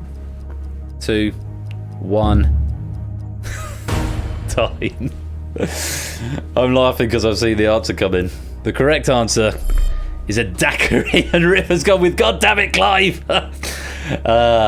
It's a lot of people saying mojito in the chat. Mojito has similar ingredients, but with the key addition of mint.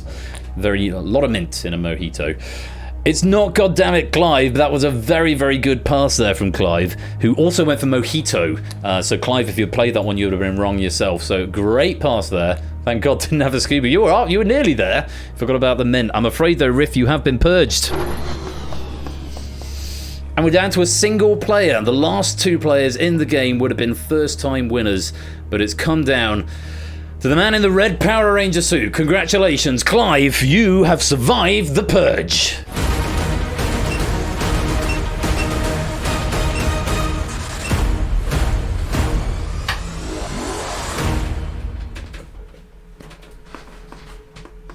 Well done, mate.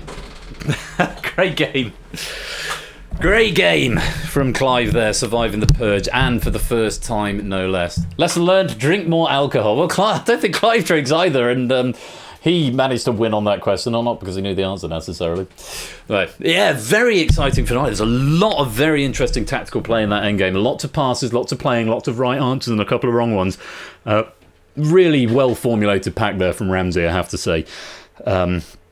So enormous thanks to Ramsey Bazunis. Welcome to the stream. Just in time for the end. I'm afraid we're not going to go for an end of night game because I want to go and watch Doctor Who. And so I can go back on Twitter again and think about what I'm doing with my life. I spent far too much time on Twitter. Clive, enormous congratulations. It's not a Quizmas game, but you've already won a Quizmas game, so actually that's kind of nice, and you do get that gold medal as well. Let's just take a final peek at the scores in the lobby. Purge survives, so obviously the players in the final, each question is treated as a purge. Clive finishing with 24 questions correct, which I think is higher than anyone. Zeus just behind on 23 there. Colo picking up 22, Fluffy Bunny 21, Shapes 21 as well.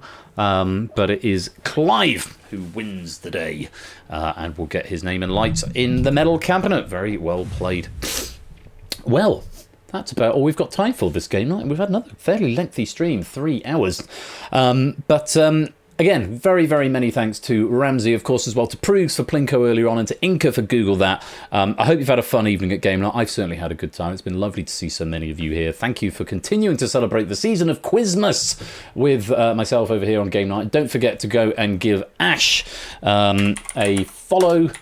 Because Quizmas will be continuing with him on Wednesday. Also, Topper, we wish him well. Thank you, Fluffy Bunny. Very kind of you to say. Go give Topper a follow as well, because we wish him well, but hopefully his Quizmas catch-up will be happening at some point. Check out his Discord server if you want to know a bit more information about exactly when that's going to be caught up. No any further quiz going on tonight either. Is that right, JB? Are you doing Wheel After Dark by any chance, my dude? Are you doing Wheel After Dark? Are you now? Can we go and raid you? Are you live? If you want to go live, JB, I don't know what time you normally go live. Definitely not Quarren Stream Wheel After Dark. No, you're not live yet. Okay, well, do go give JB a follow anyway. Quarren Stream and Wheel After Dark. When is that an hour or two? About to call some Dr. Mario. Okay, we could come give you a raid. Pass on the love. Yeah, there's nothing else much going on. So, Topper saying he should be back on Thursday, 8 Eastern time with JB, which is 2 hours from now, I think. Yeah, 2 hours. So Quarren Stream starting in 2 hours. JB will probably raid over there. So if we raid into him if he goes live, then that'll be good. And yeah, so we're going to go watch Doctor Who, so I'll try to wrap up as fast as possible. Very, very quickly, just to do the continuity, Ash is going to be back on Wednesday this week. Sorry, next week it will be by that point, which will be, what is it today, 9th, 10th, 13th. Brain Teaser, Quizmas, Quizmas number 8 that will be, and Jewel Royale by David J. That's with Ash on Wednesday the 13th of December. He's also back on Friday the 15th with Equation Grid and another Quizmas game, which will be Quizmas 10, I think, because Topper is going to be here. Definitely, he hopes to be here on Thursday, which will be the 14th of December. I'm not sure which games he's playing, though, whether he's doing 4, 5, 9, or some combination of them. I don't know. He's floated the idea that at some point he may do an extra stream, but don't hold his feet to the fire on that. It was just in our Quizmas chat. It's an idea he suggested. But for now, Topper, concentrate on getting well, and we'll see your games as and when we get to them. And when certain writers can sort their shit out on the questions. I got a stern dressing down from Lewis and Topper on a couple of my questions on the my pack I submitted for a thing. So I've got to tidy that up a bit. So yeah, big fun. As for me, just one more thing to mention. Also, Topper on... Yeah, I don't know what Topper's doing Thursday, so I won't go to his page because it might change. But I know that next Saturday, which is the penultimate stream of the season, bloody Nora, isn't that close to Christmas already? It's not really that exciting, to be honest. It will be exciting, but it's not exciting from a continuity point of view because it's Crossfire and then 2 Quizmas games. And I can't tell you any more than that. Except to say that Crossfire has been written by Plujogging, and our Quizmas games are being provided by Quizzle and Colo. So that will be a stream not to miss. That should be a huge amount of fun. So do please give us a follow if you're not doing so already, and we look forward to seeing you next Saturday, if not before. I doubt I'll be with Ashes on Wednesday because it's my work due, so I'll probably be out in a club in Cardiff somewhere. And Thursday I'll be back and probably quite hungover, so I may pop into Toppers if he's around. Friday I've got a carol service, so I'll be out on Friday night, so I'm probably going to miss Ash this week. But I'll definitely be back next Saturday. Is JB live yet? I'm just stalling for time till we can go and raid him. Are you live, JB? Go live, JB! We want to raid you. And say the Daleks killed Dale Winton. Oh, JB won't be live for it. Okay, fine. Well, we won't raid you. We'll do without a raid tonight, which is all well and good still. Thank you all very much for playing. Thank you again to our writers, to Bruce, to Innes, and to Ramsey Fox for the Purge. Congratulations to our winners.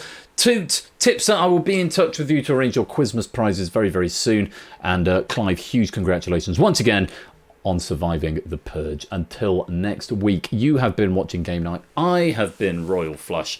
And until we meet again, take care. Peace out, and good night.